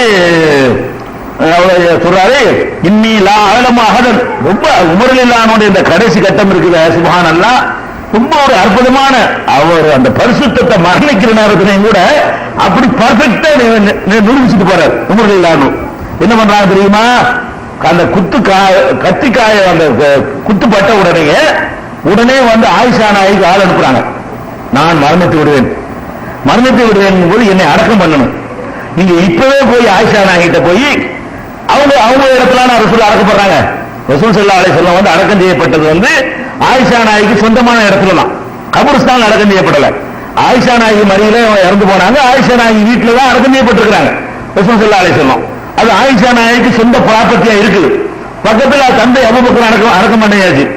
அப்ப அவங்க கேட்டு விடுறாங்க, நான் ஏதோ மரணத்தை தழுவி கொண்டிருக்கிறேன், நீங்க இப்பவே போய் ஆயிஷா நாயகிட்ட கேளுங்க, நான் மரணித்த பிறகு என்னையும் அவர் அடக்க சம்மதிக்கிறாரா என்று கேட்டு வந்துட்டு சொல்லுங்க அப்படின்னு சொல்லி விடுறாங்க. சொல்லோட கேட்கிறாங்க. ஆயிஷா நாயகி வந்து அப்ஜெக்ஷன் பண்ணல, எனக்கு எந்த ஆட்சேபனை இல்லை, நல்லா அடக்கம் செய்யட்டும் என்று அவங்க சொல்லி அனுப்பிடுறாங்க. ஆனா அந்த மரணிக்க நேரத்தில் இன்னொரு தடவை சொல்றாங்க, நான் ஆட்சியில் இருக்கிறதுனால கூட அவங்க சொல்லியிருக்கலாம்ல, அதனால உயிர் இருந்துகிட்டு இருக்கல, நீங்க என்ன செய்யணும், நான் மௌத்தா போன பிறகு என்னுடைய உடலை கொண்டு வாசல் வச்சு இன்னொரு தடவை நீங்க கேட்கணும், நீங்க அடக்கம் செய்யலாமான்னு நீங்க கேளுங்க, சரின்னு சொன்னாதான் நீங்க அடக்கம் செய்யணும், இல்லைன்னா பொது கபர்ஸ்தான்ல கொண்டு நான் அடக்கம் பண்ணிருங்க. மற்றவர்கள் அவ்வளவு நேர்மை, அதாவது நம்ம ஆட்சியில் இருக்கிறதுனால ஆயிஷா நாயகி சொல்லியிருப்பாங்களோ, மரணித்த பிறகு என்ன சொல்றாங்கன்னு உறுதிப்படுத்திட்டவங்க 2வது தடவையும் கேளுங்கிறாங்க, ஒரு ஜனாசா கொண்டு வச்சுக்கிட்டு ஒரு தடவை கேளுங்க அப்படின்னு சொல்றாங்க. அதை சொல்லிவிட்டு அடுத்து என்ன செய்யறாங்கன்னு கேட்டா, இது எல்லாமே புகாரியில வந்து 1392 இந்த வரலாறு வந்து 1392வது ஹதீஸை படிச்சீங்கன்னு சொன்னா இவ்வளவு பர்ஃபெக்டான ஒரு நல்லடியாராக உமர் ரலியல்லாஹு அன்ஹு இருக்கிறாங்கன்னு விளங்கிடும். அப்ப அவங்க என்ன பண்றாங்கன்னு கேட்டா, இன்னி லா அலமு அஹதன் அஹக்க பிஹாதல் அம்ரி, இந்த அதிகாரத்திற்கு தகுதி உடையவர்களாக மின் ஹாவுலாயின் நபரில்லதீன தூஃபிய ரசூலுல்லாஹி ஸல்லல்லாஹு அலைஹி வஸல்லம் வஹுவ அன்ஹும் ராதில், நபி ஸல்லல்லாஹு அலைஹி வஸல்லம் அவர்கள் யார் மீது திருப்தி கொண்ட நிலையில் மரணித்தார்களோ இந்த 6 பேரை தவிர வேற யாருக்கும் இந்த அதிகாரத்தில் தகுதி இருப்பார் நினைக்கவில்லை. இந்த 6 பேர் நான் சொல்ல போறேன், இந்த 6 பேரையும் ரசூல் ஸல்லல்லாஹு அலைஹி வஸல்லம் மனப்பூர்வமா திருப்தி கொண்டிருந்தார்கள், அப்படிப்பட்ட நல்லடியார்கள் அப்படின்னு சொல்லிட்டு அவர் சொல்றாரு. இந்த 6 பேரும் யாரை ஃபமனிஸ்தஹலஃபு பாதி, எனக்கு பிறகு இந்த 6 பேரும் கூடி யாரை நியமிக்கிறார்களோ ஃபஹுவல் கலீஃபா, அவர்தான் ஜனாதிபதி, ஃபஸ்மவு அத்தீவு, செவிமடுங்கள் கட்டுப்படுங்கள் என்று சொல்லிவிட்டு பேரை சொல்றார். சம்மா உஸ்மான், ஒன்னு உஸ்மான் குறிச்சுக்கிறேன், அலி, 2வது அலி, 3வது தல்ஹா, 4வது ஜுபைர், 5வது அப்துல் ரஹ்மான் இப்னு அவுஃப், 6வது வந்து சாத் இப்னு அபி வக்காஸ். அதாவது உஸ்மான், அலி, தல்ஹா, ஜுபைர், அப்துல் ரஹ்மான் இப்னு அவுஃப், சாத் இப்னு அபி வக்காஸ், இந்த 6 பேரையும் சொல்லிவிட்டு என்ன பண்ணிட்டாங்க, இவங்க தான் முடிவு எடுத்துக்கிடுவாங்க அப்படின்ட்டாங்க. இந்த 6 பேரை நியமிச்சுட்டு என்ன பண்றாருன்னு கேட்டா, பொதுவா தந்தைக்கு பிறகு மகன் ஒரு வரும்ல, அதுக்காக வேண்டி அவரும் பிரபல்யமானவராக இவருடைய மகன் யாரு, அப்துல்லா இப்னு உமர், அப்துல்லா இப்னு உமர்ங்கிறம உமருடைய மகன் பெரிய அறிவாளி, பெரிய ரொம்ப பேணுதலான ஒரு நல்லடியார், அவரும் நல்லடியார் தான். அப்ப என்ன பண்றாங்கன்னு கேட்டா, மகளை இதுக்கு சாட்சியாக்குறாங்க. இதுக்கு சாட்சியாக்குறாங்கன்னு கேட்டா, நான் ஏன் சாட்சியாக்குறேன்னு கேட்டா, இவரே ஒரு ஆள் தேர்ந்தெடுக்க கூடாது, அதுக்காக இவருக்கு அதிகாரத்தில் எந்த பங்கும் இல்லை. இந்த உத்தரவுக்கு, இந்த அக்ரிமெண்ட்டுக்கு இப்னு உமரை நான் சாட்சியாக்குகிறேன் சொல்லிவிட்டு, வலை செலவு மினல் செய்யும், ஆனா அதிகாரத்தை அவருக்கு நீங்க கொடுத்துடக்கூடாது. என் மகனை இந்த பிரச்சனைக்கு சாட்சி தான் தவிர அதிகாரத்தை கண்டிப்பா என்ன செய்யக்கூடாது, என் மகன்கிட்டே கொடுக்க கூடாது, மகனை தேர்ந்தெடுத்துருவாங்க போல வந்துடக்கூடாதுக்காக வேண்டி அதையும் சொல்லிட்டு என்ன செய்யறாரு, அவரு ஏற்பாடு பண்ணிட்டு போறாரு. அந்த அடிப்படையில தான் அந்த ஆட்சி தேர்வு செய்யப்படுது. எப்படி தேர்வு செய்யப்படுது, 6 பேரும் கூடுறாங்க. 6 பேரும் கூடி எதுக்கு சொல்றோம்னு கேட்டா, மக்கள் கருத்து கேட்கல, அவர் நியமிச்சுட்டு போகல, அவர் பாட்டு கூட 6 பேர்த்த கூட நீ 6 பேரும் சேர்ந்து எதனாலும் தேர்ந்தெடுத்து போங்க, அதை மக்கள் எல்லாம் ஏற்றுக்கணும்னு உத்தரவு போட்டு போயிட்டாரு. அவர் எப்படி பண்றாங்கன்னு கேட்டா, 6 பேர் ஒன்னா கூடுறாங்க. ஒன்னா கூடின உடனே அப்துல் ரஹ்மான் இப்னு அவுஃப் என்ன செய்யறாங்க, அவங்க 5 பேர்த்தையும் சொல்றாங்க, அவர் ஒரு ஆள், 6 பேர் அவர் ஒரு ஆள். அப்துல் ரஹ்மான் இப்னு அவுஃப் என்ன செய்யறாருன்னு கேட்டா, 6 பேர் உட்கார்ந்து வைங்களேன், அது பிரச்சனை தீராது. அதனால என்ன செய்யுங்க கேட்டா, ஒவ்வொரு 3 பேர் எங்க விலகி கொள்ளுங்கள், தாங்களாக. அவர் சொல்றாரு, 3 பேர் விளைவிக்கிற தயாரா இருக்கிறீங்களா அப்படின்னு கேட்கிறாரு. 3 பேர் விளைவிக்கிறது தயாரா இருந்தீங்கன்னு சொன்னா, நீங்க ஒவ்வொருவரும் நான் என்னுடைய பொறுப்பை இவரிடத்தில் ஒப்படைக்கிறேன்னு சொல்லி, நீங்க இன்னும் அந்த 6ல ஒரு ஆளை ஜாயிண்ட் பண்ணி ஒரு ஆள்கிட்ட ஒப்படைச்சு நீங்க ஒதுங்கிக்கிறீங்க அப்படின்னு கேட்கிறாரு. அப்ப அவர் என்ன சொல்றாருன்னு கேட்டா, ஜுபைர் 6 பேர்ல ஒரு ஆளு, அவர் என்ன சொல்றாருன்னு கேட்டா, நான் ஒதுங்கிக் கொள்கிறேன், என் சார்பாக நான் அலியை தேர்வு செய்கிறேன் அப்படிங்கிறார். தான் ஒதுங்கிக் கொள்ளவும் வேண்டும், இன்னொரு வரையும் அவர் சொல்லணும், ஒரு ஆளுதான் சொல்லணும். இந்த 6 பேருக்குள்ள என்ன செய்யணும்னு கேட்டா, 6 பேர் கூடி 3 பேர் ஒதுங்கிக்கணும். எப்படி ஒதுங்கணும்னு கேட்டா, நான் ஒதுங்கிறேன், ஆனா நான் இவர்தான் விரும்புறேன் ஒரு ஆளை சொல்லவும் செய்யணும். அப்ப ஜுபைர் என்ன பண்றாருன்னு கேட்டா, நான் ஒதுங்கிக் கொள்கிறேன், ஆனா ஜனாதிபதியா அலிதான் வரணும் அப்படின்னு அவர் ஒதுங்கிட்டாரு. ஒரு ஆளு சீன்ல இருந்து போயிடுறாரு. அடுத்து என்ன பண்றாருன்னு கேட்டா, தல்ஹா அவர் எந்திரிச்சு சொல்றாரு, நானும் ஒதுங்கிக் கொள்கிறேன், என்னுடைய சஜஷன் தேர்வு யாருன்னு கேட்டா உஸ்மானு, நான் யாரை தேர்ந்தெடுக்கிறேன், உஸ்மான் தான் ஜனாதிபதியா வரணும் என்பதுதான் என்னுடைய கருத்து அப்படின்ட்டாரு. அப்புறம் சாது அவர் என்ன பண்றாருன்னு கேட்டா, நானும் ஒதுங்கிக் கொள்கிறேன், என்னுடைய தேர்வு அப்துல் ரஹ்மான் இப்னு அவுஃப் அப்படின்ட்டாரு. அப்துல் ரஹ்மான் அவ்வளவு யோசனையை போட்டாரு. அப்ப சீன்ல 6 பேர் களத்துல நிற்கும் பொழுது 3 பேர் பாருங்க, இந்த மாதிரி ஒரு ஜனாதிபதி, அந்த ஜனாதிபதி லேஸ் ஜனாதிபதி கிடையாதுங்க. உமர் இல்லாமுடைய அந்த காலத்துல எல்லாம் காலிசியா ஈரான் வரைக்கும் வந்துருச்சு இஸ்லாம். ஒரு நாடு அவ்வளவு பிரம்மாண்டமான ஒரு நாடு, இன்னைக்கு கூட இஸ்லாமிய நாடு உலகத்துல இல்ல, அவ்வளவு பிரம்மாண்டமான ஒரு நாட்டை உருவாக்கிட்டு 6 பேர் சீன்ல இருந்தா 3 வருஷம் சாதாரண ஒதுங்கி போயிடுவாங்களா? இந்த பதவி ரசூல் ஸல்லல்லாஹு அலைஹி வஸல்லம் அப்படி ட்ரெயினிங் அந்த மக்களுக்கு எப்படி பயிற்சி கொடுத்துட்டு போனாங்கன்னு சொன்னா, இப்படிப்பட்ட ஒரு பெரிய ஒரு சாம்ராஜ்யத்தினுடைய அதிபர் பதவி கூட அவங்களை அசைக்கல, சும்மா சாதாரண வைத்து போயிட்டாங்க. என்னமோ ஒரு 10 பைசா விட்டு கொடுக்கும்போது நமக்கு ஏதாவது உறுத்தல் இருக்குமா, ஒரு 50 பைசா விட்டு கொடுத்தா நமக்கு ஏதாவது ஒரு சங்கடம் இருக்குமா, அந்த மாதிரி ஒதுங்கிட்டு போறாங்க பாருங்க. நான் ஒதுங்கிறேன், 3 பேர் ஒதுங்கிட்டாங்க. இப்ப என்ன பண்றாருன்னு கேட்டா, அப்துல் ரஹ்மான் இப்னு அவுஃப் ஒரு ஆளு, அலி ஒண்ணு, உஸ்மான் ஒண்ணு, 3 பேர் இப்ப சீன்ல இருக்கிறாங்க. 6 முன்னாக்கி விட்டாரு. பெரிய ஓரமான வியாபாரி, ஒரு வர்த்தகர், ஒரு திறமையான ஆளவர், பெரிய கோடீஸ்வரரா போயிட்டார், அகதியா வந்தவர், ஊர்ல பெரிய பணக்காரரா போயிட்டார் அப்துல் ரஹ்மான், அந்த மாதிரி திறமையான ஆளவர். அவர் என்ன பண்ணார் தெரியுமா, மத்த 2 பேரையும் கூப்பிட்டார், அலியையும் உஸ்மானையும் கூப்பிட்டு வச்சுக்கிட்டு, இப்ப நம்ம 3 பேர் தான் இருக்கிறோம். இந்த 3ல நான் பதவி ஏற்க விரும்பவில்லை. 3 பேர் ஒப்படைச்சிட்டு போயிட்டாங்கல்ல, நான் அந்த பொறுப்புக்கு ஆசைப்படவில்லை. இப்ப உங்க 2 பேர்ல யாராவது வழியை கொண்டு வரல, ஒரு ஆளுக்கு தந்துடுறேன். எப்படி சார் எப்படி 2 பேரை கொண்டு வராது பாருங்க. நீங்க அலி உஸ்மான் 2 பேர் தான் இருக்கிறீங்க, நானும் சீன்ல இருந்தா தான் போட்டி வரும். இப்ப நான் என்ன பண்றேன்னு கேட்டா, நான் உங்களை யார் ஒதுங்கி கொள்கிறீர்களோ அவரை விட்டுட்டு அடுத்த ஆட்டம் கொடுத்துறேன். உங்க 2 பேர்ல யார் நீங்க விளைவிக்கிறீங்க அப்படிங்கிற சிம்பிளா தீர்த்து போயிட்டாரு. 6 பேருக்கும் அப்படியே இரையச்சம் உள்ள மக்களா இருந்ததுனால, தீர்வு செய்யக்கூடியவருக்கு எந்த ஒரு பதவி ஆசை இல்லாதனால, இந்த பிரச்சனையை கையாண்டவர் அப்துல் ரஹ்மான் அவுஃப் தானே, அவன் ஒரு இஹ்லாஸான ஒரு மனிதராக இருந்ததுனால அப்படின்னு சொல்றாரு. ஆனா பாருங்க, அவர் சொல்றாரு வகால அப்துல் ரஹ்மான் ஐயுக்குமா தபர்ரஅ மின் ஹாதல் அம்ரி, யார் இந்த பதவியிலிருந்து நான் விலகிக் கொள்வேன் என்று சொல்கிறீர்களோ பனஜாலு இலைஹி, விலகிக் கொள்ளாதவர்கிட்ட நம்ம வந்து ஒப்படைச்சிருவோம் அப்படின்னு சொல்றாங்க. ஆனா என்ன நடப்பு தெரியுமா, ரெண்டு பேருமே மறுக்கு வாயை திறக்கல. ரெண்டு பேரும் பின்றாங்க, இவர் தான் விட்டு கொடுத்து வந்தாரே தவிர அப்ப வந்து இவர் அலி நான் ஒதுக்கிறேன்னு சொல்ல காணாம், உஸ்மான் நான் ஒதுக்கிறேன்னு சொல்லல. அந்த மூணு பேர் தான் கேரக்டர் ஓய்ந்து நிற்கிறாங்க ஒரு வகையில பார்த்தோம்னு சொன்னா. ஆட்சிக்கு வந்து தர்த்தீப்ல வேண்டுமானால் நம்ம வந்து அபூபக்கர் உமர் உஸ்மான் அலின்னு சொல்லிட்டு இருக்கலாமே தவிர கேரக்டர்ல அப்படி தூக்கி நிக்கிற ஆளுக்கு யாருன்னு கேட்டா முதல்ல ஒதுங்கி போனாங்களா அந்த மூணு பேரு, அவங்களும் இவர் இந்த பாங்க இந்த சீன்ல நிக்கலாம் இவரு. அப்ப இவர் என்ன செய்யறாரு, நான் ஒதுங்கிறேன், உங்க ரெண்டு பேர்ல ஒரு ஆள் வெளியே போங்க. இப்ப யார் போறீங்க, அஸ்கத் ஷேகானி, புகார்ல வருது 3700 ஹதீஸ் இது, 3700ல அப்படியே வருது அஸ்கத் ஷேகானி, ரெண்டு பெரியவர்களும் அப்படியே வார்த்தை ரெண்டு பெரியவர்கள் உஸ்மான் அலியும் சொல்றாங்க, ரெண்டு பெரியவர்களும் மௌனமாக இருந்தார்கள், விலகி கொள்கிறோம் யாருமே என்ன செய்யல சொல்லல.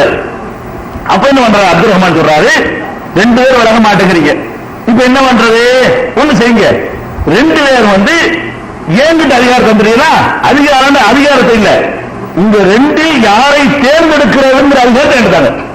அப்ப கூட ஏன் அதிகாரம் ஒரு கேட்கல, நான் உங்க ரெண்டு பேர்ல ஒரு ஆளை தேர்ந்தெடுக்க போறேன், யாரை தேர்ந்தெடுக்க போறேன்னு உங்களுக்கு தெரியாது, ரெண்டு பேரும் சேர்ந்து என்ன செய்யணும்னு கேட்டா நீங்கள் யாரை சொல்லுகிறீர்களோ அவரை என்று தருவீங்களான்னு கேட்கிறாரு. உங்க ரெண்டு பேர்ல ஒரு ஆளை தேர்வு செய்யற அதிகாரத்தை எனக்கு தாங்க, நான் அலிய வேண்டாலும் தேர்ந்தெடுப்பேன், உஸ்மான வேண்டாம், அது ஏன் ரைட்டு, அந்த ரைட்டை நீங்க ரெண்டு பேரும் விட்டு தர்றீங்களா அப்படின்னு கேட்கிறாரு. அப்ப ரெண்டு பேரும் அதை ஒத்துக்கிட்டாங்க. எதுனா வந்து 50-50 சான்ஸ் இருக்குல்ல, நம்மளை தேர்ந்தெடுத்துருவாரு, ரெண்டு பேருக்கு அந்த எண்ணம் டோட்டலா விலகிட்டாங்கன்னு சொன்னா அந்த சான்ஸ் இல்ல. இப்ப என்ன சான்ஸ் வரும்னு கேட்டா ஒருவேளை நம்மளையும் தேர்ந்தெடுத்துடலாம், ஒருவேளை நம்மளையும் தேர்ந்தெடுத்துடலாம், 50-50 இருக்கிறதுனால ஆளா நாம் ரெண்டு பேருமே என்னஞ்சாங்க வந்து சரின்னு சொல்லிட்டாங்க. அதுக்கப்புறம் வந்து ரெண்டு பேர்த்தையும் கூப்பிட்டு என்ன செய்யறாங்க, அலியை கையை பிடிக்கிறாங்க. அலியை பிடிச்சி, அலியே உன்னை நான் தேர்ந்தெடுத்தால், அவரை தேர்ந்தெடுத்தால், அலிட்டு சொல்றாங்க, உன்னை விட்டு உஸ்மானை நான் தேர்ந்தெடுத்தால் நீ உஸ்மானு கட்டுப்பட்டு நடப்பியா, நம்ம தேர்ந்தெடுத்து ஜனாதிபதி ஆயிட்டா இருக்கும்போது நீ அவருடைய ஆணை கட்டுப்பட்டு நடப்பியா கேட்கிறாங்க. நடப்பேன். உஸ்மான் ஏன் பிடிக்கிறாங்க, நான் அலியை தேர்ந்தெடுத்தால் ஒரு டெஸ்ட் வைக்கிறாங்க, அது கரெக்டா இருக்கிறாங்களா ரெண்டு பேரும் பாக்குறதுக்காக வேண்டி. உஸ்மான் என்ன செய்யறாங்க, நான் ஒருவேளை அலியை தேர்ந்தெடுத்துக் கொண்டேனால் அலிக்கு கட்டுப்பட்டு நீ நடப்பியா கேட்கிறாங்க. நடப்பேன். யாரை நீங்க தேர்ந்தெடுப்பீங்களோ ஜனாதிபதி ஆகிடுறாரு, அப்ப நம்ம கட்டுப்பட்டு தான் நடக்கணும். ரெண்டு பேர்த்தையும் இந்த உறுதிமொழியை வாங்கிட்டு என்ன செய்யறாருன்னு கேட்டா டக்குன்னு உஸ்மான் கையில நான் உன்னை தலைவரம் தேர்ந்தெடுக்கிறேன். ரெண்டு பேரும் இழப்பட்டு பார்த்திருக்காரு. உஸ்மான் தான் தகுதியில் அவருக்கு பற்றிருக்குது. உஸ்மான் வந்து பொறுப்பை ஒப்படைச்சிட்டார். இது எதுக்கு நம்ம சொல்ல வரோம், இது வந்து அதுக்கப்புறம் முதல் ஆளா வந்து அப்துல் ரஹ்மான் பையத் பண்றாரு, ரெண்டாவது ஆள் அலி பண்ணிடுறாரு. ரெண்டாவது ஆள் என்ன பண்ணிடுறாரு, அவர் செஞ்சோட நானும் உங்களை தலைவராக ஏற்றுக்கொள்கிறேன் அப்படின்னு வந்து உறுதிமொழி பண்ணிடுறாரு.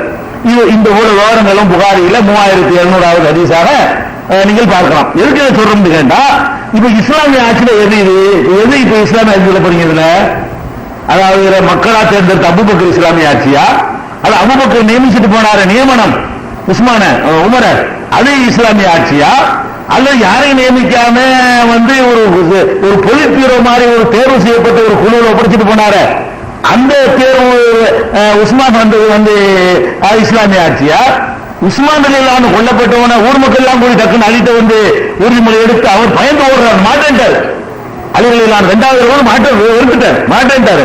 விரட்டி போய் மக்கள் பிடிச்சி போய் அவர்கிட்ட பொறுப்பை படிச்சாங்க. அவரை விரட்டி போய் இல்ல இப்ப நீங்க தேர்ந்தெடுத்த ஆகணும், ஏன் கேட்டா ஏற்கனவே சீன்ல நின்றவர் தானே, சீன்ல ஒரு இருந்த காரணத்தினால இவர் போன அவர் தான் யாபத்துக்கு வந்தது. அதனால அவர்கிட்ட போய் மக்கள் எல்லாம் கூடிக்கொண்டு யாரும் சொல்லாம வற்புறுத்தி திணிக்கப்பட்டு வந்தாரு. அப்ப எது வந்து இஸ்லாம்னு சொல்றீங்க, எல்லாம் இஸ்லாம் தான். எது இஸ்லாமிய ஆட்சின்னு கேட்டா எல்லாம் இஸ்லாமிய ஆட்சி. இஸ்லாமிய ஆட்சிங்கிறது வந்து எப்படி வேணா அமையலாம், அது இந்த முறையில தான் வரணும்னு சொல்ல இயலாது. அப்படிங்கறத வந்து நீங்க இத நல்ல விவரம் தெரிஞ்சவருக்கு புகாரில 6830வது ஹதீஸையும் பார்க்கணும். நிறைய ஃபுல் பெரிய ஹதீஸ், அது 6830 ஹதீஸ்லயும் ரசூல் ஸல்லல்லாஹு அலைஹி வஸல்லம் மரணத்தில் இருந்து அடுத்த உள்ள அந்த அபூபக்கர் உமருடைய அந்த ஆட்சி காலம் வரைக்கும் உள்ள டீடைல்ஸ் பூராவுமே பெரிய ஹதீஸாக இதுவே ஒன்றரை பக்கம் வருது. அவ்வளவு பெரிய ஹதீஸாக என்ன செய்யுது, அது இடம் பெற்றிருக்குது. அதையும் நீங்க பாத்துக்கிறீங்க. இதுக்கப்புறம் என்னன்னு கேட்டா இன்னொரு முறை இருக்குது. என்னென்ன ஆட்சி வருது, தகப்பனுக்கு பிறகு மகன், அதுவும் ஓகே. தாவூதுக்கு பிறகு சுலைமான், அது ஓகே. அல்லது கீழ்மட்டத்திலிருந்து உழைத்து முன்னேறி வருவது, அதுவும் இஸ்லாத்துல ஓகேதான். அதுக்கு தாவூது நபியும் யூசுப் நபியும் உதாரணமா இருக்கிறார்கள். அல்லது மக்கள் எல்லாம் கூடி தேர்ந்தெடுத்தல் அபூபக்கர் 3 முறை, அதுவும் ஓகே. அல்லது முந்தைய ஆட்சியாளர் மகனை நியமிக்காம வேற யாராவது நியமிச்சுட்டு போறது, அது 4 ஓகே. குறிப்பிட்ட ஆட்கள்கிட்ட பொறுப்பை படிச்சுட்டு போறது 5 முறை. அதுக்கப்புறம் மக்களா கூடி எல்லாரும் போட்டி இல்லாம அபூபக்கர் போட்டியில வந்தாரு. இது ஏகமனதாக தேர்வு செய்யப்பட்டு அலி வர்றாரு.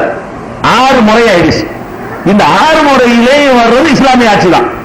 அது போக இன்னொரு முறையில ஒரு ஆட்சி இருக்கு. என்ன முறை, அதாவது 2 பேர் இருக்கிறாங்க, ஒருவர் விட்டு கொடுக்கிறதுனால ஒரு ஆட்சி நிலைபெறும். இப்ப அலி ரலியல்லாஹுடைய மரணத்துக்கு பிறகு அலி ரலியல்லாஹு காலத்திலே நம்ம சமுதாயம் 2 பிரிஞ்சுச்சு. ஒரு பார்த்து அலி தலைமையில, ஒரு பார்த்து முஆவியா தலைமையில. 2 நாடு 2 ஆயிடுச்சு. அவர் தன் பகுதியை தன் கையில வச்சுக்கிட்டாரு, இவர் தன் பகுதியை தன் கையில வச்சுக்கிட்டாரு. அப்ப அலி ரலியல்லாஹு இருக்கிற ஆட்சி பகுதியில அலி ரலியல்லாஹு மரணித்த பிறகு அவர் மகன் ஹசன் ஆட்சிக்கு வர்றாரு. அதுவும் பரம்பரை. அப்படி பார்த்தா அலிக்கு பிறகு யார் வந்தா, ஹசன் ரலியல்லாஹு அலியுடைய மகன் மூத்தவங்க இருக்காங்கல்ல, அவங்க ஒரு 6 மாசம் ஆட்சியில் இருக்கிறாங்க. 6 மாசம் ஆட்சியில் இருக்கிறாங்க. அவங்க என்ன பண்றாங்கன்னு கேட்டா, முஆவியாட்ட பேச்சுவார்த்தை நடத்தி 1 நாடு தான் இருக்கணும், 2 நாடு இருக்கக்கூடாது. எதுக்கு இது பிரச்சனை இருக்குது, நான் தகுதி உடையவனா இருந்தாலும் நீங்க தகுதி உடையவனா இருந்தாலும் அது எனக்கு பிரச்சனை இல்லை, இந்த சமுதாயம் துண்டாகிவிடக்கூடாது என்பதற்காக வேண்டி நான் உங்கள்கிட்ட என்னுடைய பொறுப்பு பாதி கோபுடைய இருக்குது. இஸ்லாமிய சாம்ராஜ்யத்தில் சரிபாதி இவர்கிட்டையும் சரிபாதி அவர்கிட்டையும் இருக்கு. ஹசன் ரலியல்லாஹு என்ன பண்றாங்கன்னு கேட்டா, வழிய போய் என்ன செய்யறாங்க, முஆவியாட்ட ஒரு அக்ரிமெண்ட் போட்டு நான் உங்கள்கிட்ட ஒப்படைச்சிடுறேன், ஆட்சி ஒப்படைச்சிடுறேன். அதுக்காக நீங்க சிறந்தவங்க அர்த்தம் கிடையாது. நீங்க உரிமை உழைப்போம் நான் சொல்ல மாட்டேன். எனக்கு தகுதி இருந்தாலும் சரி, உங்களுக்கு தகுதி இருந்தாலும் சரி, யாராவது ஒரு ஆள் விட்டு கொடுத்தா தான் இதுல பிரச்சனை தீர்வாகும்.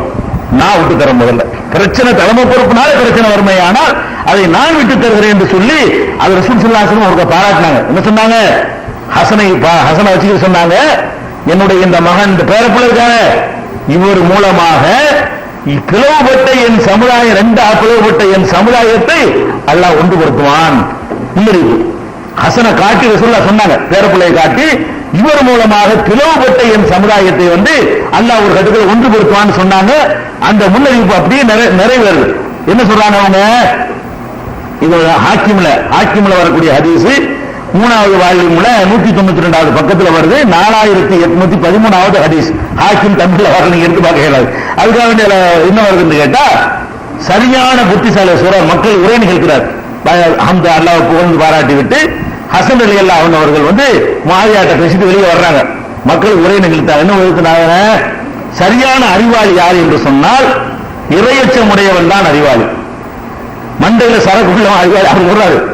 இறையச்சம் யாருக்கு அதிகமா இருக்கிறதோ அவன் தான் அறிவாளி. ரொம்ப பலவீனமானவன் யார் என்று கேட்டால் பாவிதான் பலவீனமானவன்.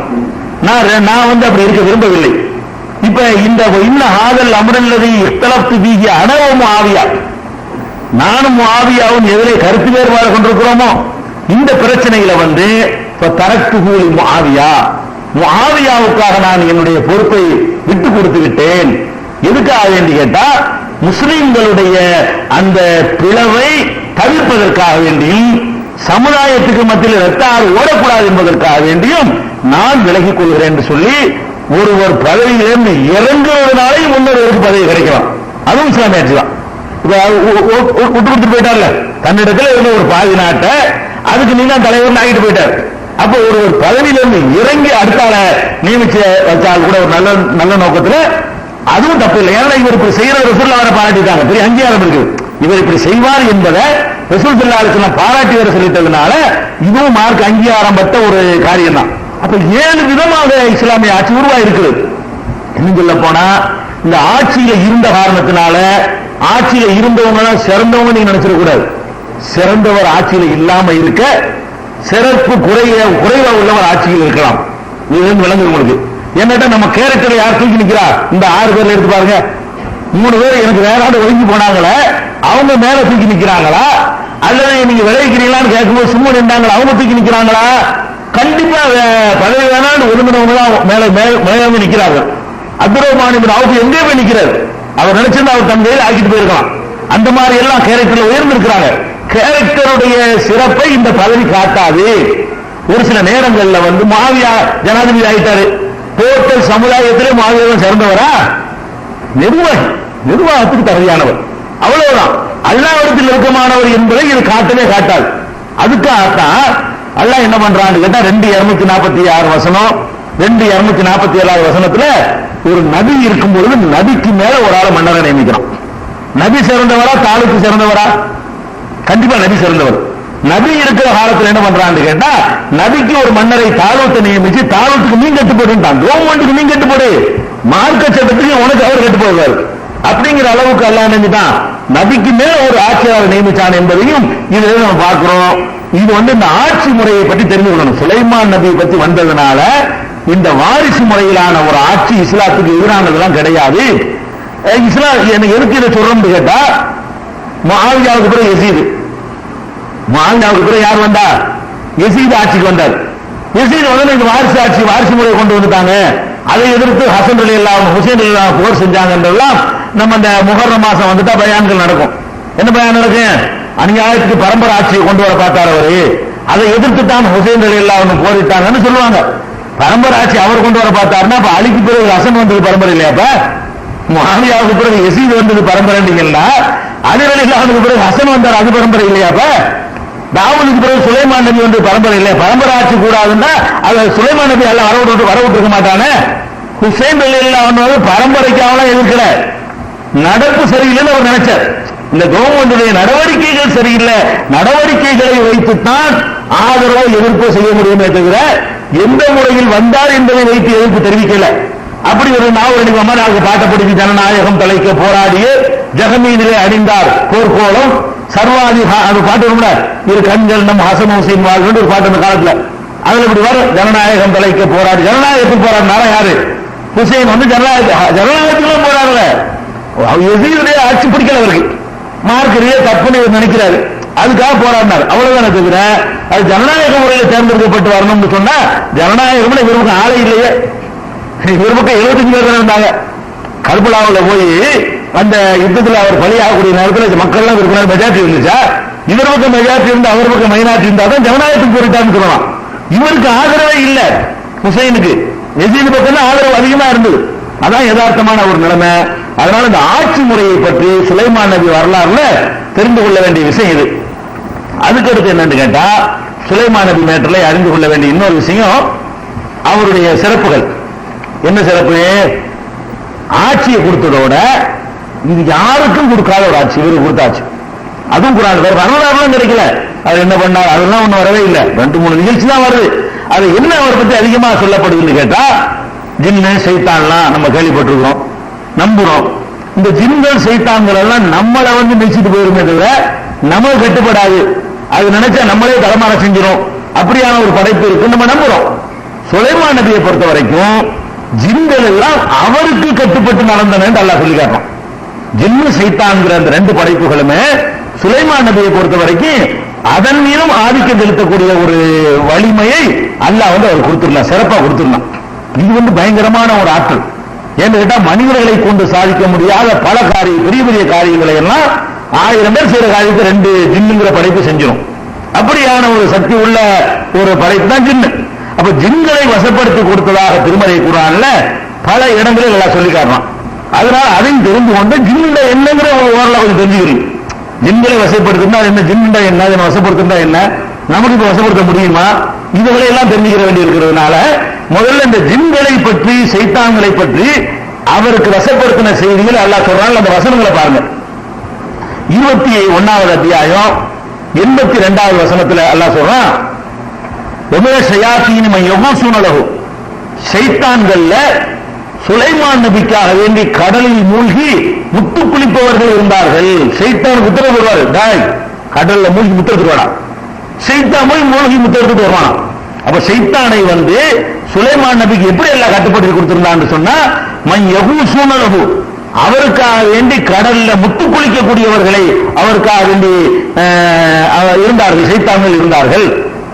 அது மாதிரி அமலன் தூணதாளிக்க, இது அல்லாத வேற வேற காரியங்களையும் அவருக்கு செய்து கொடுத்தார்கள். நம்ம மனிதர்கள்ட்ட வாங்குற வேலையை பூரா அவர் சைத்தான்கள் வாங்கிடுவார்.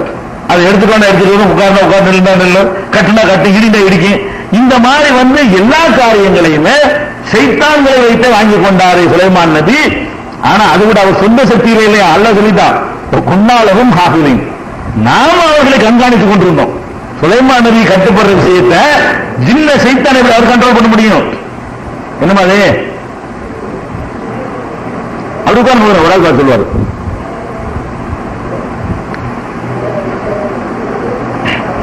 சரி பாரபரமா வருங்க.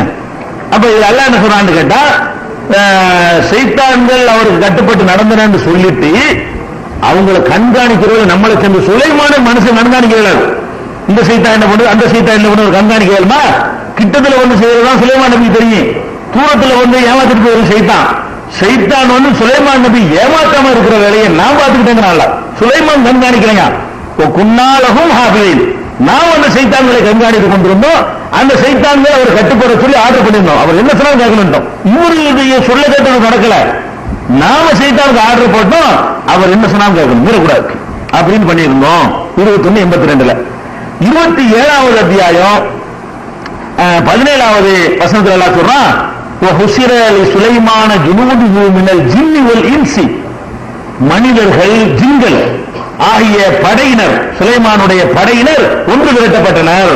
இவருடைய படைகள்ல மனித படை இருந்த மாதிரி ஜின்னு படை இருந்தது.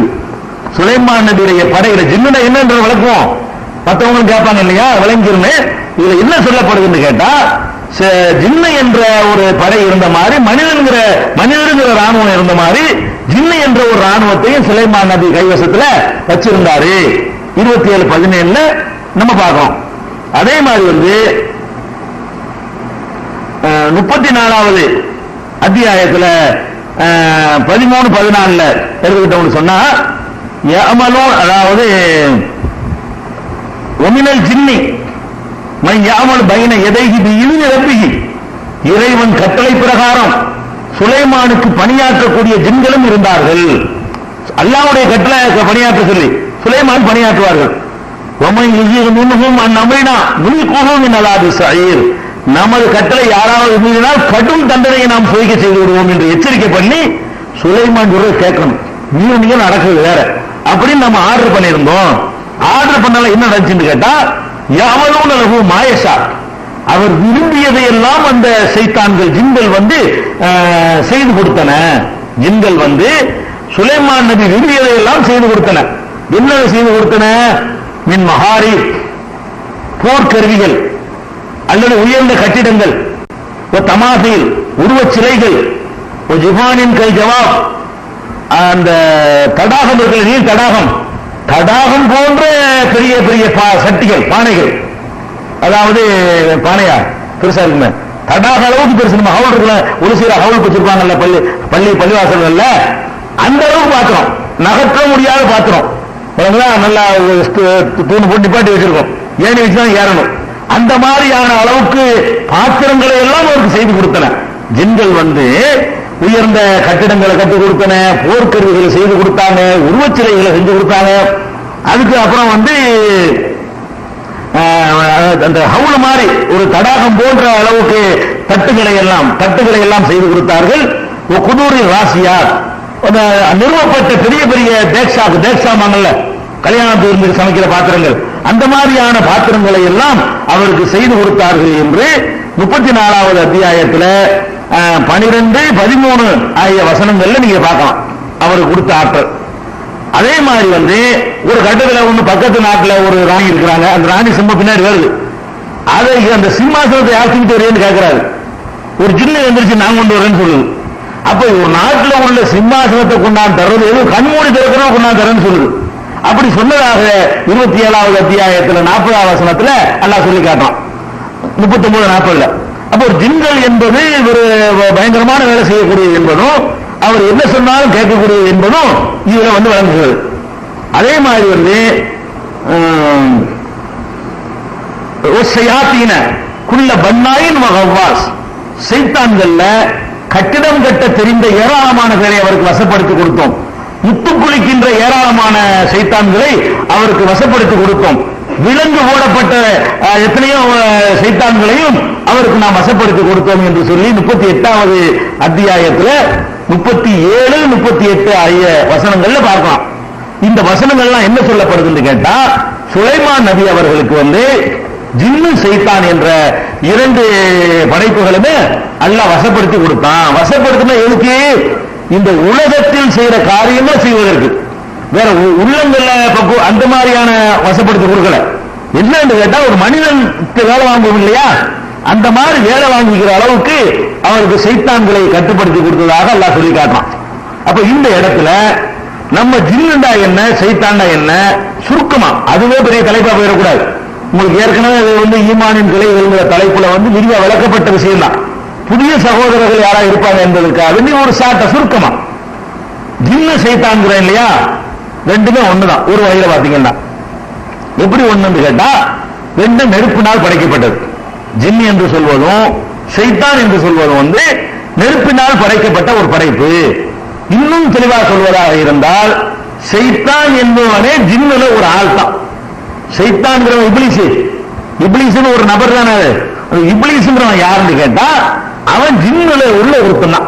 ஜின்னுங்கிற ஒரு படைப்பு தான் இருக்கே தவிர சைத்தான்கிற தனி படைப்பு கிடையாது. ஜின்னுங்கிற படைப்புல, மனிதர்ங்கிற படைப்புல நான் ஒரு ஆள் இருக்கிறேன்ல, நீங்க ஒரு ஆள் இருக்கீங்கல்ல, அது மாதிரி தான். மனிதர்கள் ஆதம் நபின்னு ஒருத்தர் இருந்தார்ல, அது மாதிரி ஜின்கள்ல இப்லீஸ்னு ஒருத்தன் தான். அப்படி வச்சுட்டு போங்களேன். மனிதர்கள் ஆதம் தான் என்ன, ஆதம் தனி படைப்புனா சொல்லுவீங்க. மனிதன் என்ற படைப்புல அவர் ஒரு மெம்பர், ஜின் என்ற படைப்புல இப்லீஸ் என்பவன் ஒரு மெம்பர். அவ்வளவுதான் வந்து ஜின்னுக்கு சைத்தான் கூட வேறுபாடு. சைத்தான் தான் யாருன்னு கேட்டீங்களா, இப்ப அந்த இப்லீஸ் ஒருத்தன் தான்ல, அவன் வழியா வரக்கூடிய சந்ததிகள் மட்டும்தான் சைத்தான் சொல்லுவான். அதாவது ஜின்னு இனத்துல வந்த ஒரு நபருக்கு பேர் இப்லீஸ், இப்லீஸுடைய சந்ததிகளுக்கு பேரு சைத்தான். அப்ப ஜின்களை பொறுத்த வரைக்கும் எப்படி இருப்பாங்க என்று கேட்டீங்கன்னா, அவங்கள நல்லவங்க இருப்பாங்க, கெட்டவங்க இருப்பாங்க. ஜின் என்ற ஒரு படைப்பு நெருப்பால் படைக்கப்பட்ட படைப்பு. நெருப்பால் படைக்கப்பட்டது என்பதற்கு ஆதாரம் 15வது அத்தியாயம் 27 வசனம், 55வது அத்தியாயம் 15வது வசனம். இந்த 2 வசனங்கள்ல என்ன இருக்குன்னு கேட்டா, ஜின்ன வந்து நெருப்பால் படைத்தோம், மனிதனை மண்ணால் படைத்த மாதிரி ஜின்ன நெருப்பால் படைத்தோம். அதே மாதிரி இப்லீஸ் இருக்கான்ல, அவன் ஜின்னுல ஒருத்தன் தான் என்பதை நீங்க தெரிந்து கொள்ள விரும்பினால் 18வது அத்தியாயம் 50வது வசனத்துல கான மினல் ஜின்னி, இப்லீஸ்ங்கிறவன் ஜின்னில் ஒருவனாக இருந்தான் அப்படின்னு குர்ஆன் சொல்லிருக்கு. அப்ப இப்லீஸ்ங்கிறது ஜின்னுங்கிறது ஒண்ணுதான். ஜின்னுங்கிற ஒரு இனத்துக்கு பேரு, இப்லீஸ்ங்கிறது ஒரு நபருக்கு பேரு. புரிஞ்சு வச்சா? இந்த இப்லீஸ் கெட்டு போயிட்டான்ல, கெட்டு போன பிறகு இறைவனுடைய கட்டளையை மீறிய பிறகு அவனுக்கு பிறக்கக்கூடிய பிள்ளைகள் சந்ததிகள் இருக்கு பாருங்க, அதுகள் தான் சைத்தான்கள். படைப்புல ஜின்னு, அவங்க இப்லீஸுடைய பிள்ளைங்க எல்லாமே கெட்டவங்களா இருப்பாங்க. அவனுடைய வாரிசுகள் பூராவுமே மனித உள்ளங்கள்ல ஊடுருவி கெடுக்கிற அதிகாரம் வாங்கி இருக்கிறாங்க. ஜின்னுக்கு அந்த அதிகாரம்லாம் வாங்கிட்டு வரல. உள்ளத்துல ஊடுருவி கெடுக்கிற அதிகாரம் கிடையாது. நல்ல ஜின்னு இருப்பாங்க, கெட்ட ஜின்னு இருப்பாங்க, ஒழுங்கா நடக்கக்கூடிய ஜின்னு இருப்பாங்க, அல்லாஹ்வுடைய கட்டளையை மனிதர்கள் இருக்கிற மாதிரி பகத்தில் வழங்கப்பட்டிருப்பாங்க என்பது நம்ம திருக்குர்ஆன்ல இருந்து நமக்கு அது வழங்கக்கூடிய ஒரு விஷயம். இப்ப வந்து ஒரு இடத்துல அல்லாஹ் அப்படி கேட்கிறான், அப்ப தத்தஹிதூனஹு வ ذُرِّيَّتَهُ அவுலியா மின் தூனி, சூரத்துல் கஹ்ஃப்ல அவனையும் இப்லீஸையும் அவனுடைய புள்ள குட்டிகளையும் நீங்கள் உங்களுடைய உற்ற நண்பர்களா ஆக்க போகிறீர்களா நல்லா கேட்கிறான். இப்லீஸுக்கு புள்ள இருக்குங்கிறான்ல, அவ தத்தஹிதூனஹு வ ذُرِّيَّتَهு, இப்லீஸையும் அவனுடைய ذُرِّيَّத்துகளையும் பிள்ளைகளையும் நீங்கள் உங்களுடைய உற்ற நண்பர்களாக போகிறீர்களான்னு குர்ஆன்ல கேட்கிறான். அப்ப இப்லீஸுடைய புள்ள குட்டிகளுக்கு பேர் என்னது? ஷைத்தான். அது பரக்கத்தா இருக்கு, நிறைய இருக்கு. நம்ம ஒரு ஆளுக்கு 2 3 இருப்பாங்க, அந்த கணக்குல பெருகி போயிருக்கிறாங்க. அது அது ஒரு விஷயத்தை விளைவிக்கணும்.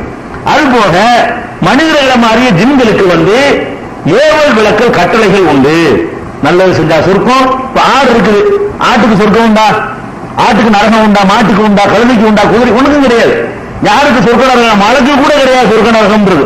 ஏன்னா அவங்க நல்லதும் கெட்டதும் செய்யற மாதிரி படைக்கப்படல, வெறும் நல்லதே செய்யற மாதிரி படைக்கப்பட்டிருக்காங்க மலக்குகள். அவங்களுக்கு சொர்க்க நரகம் விசாரிச்சு தீர்ப்புல வழங்க முடியாது.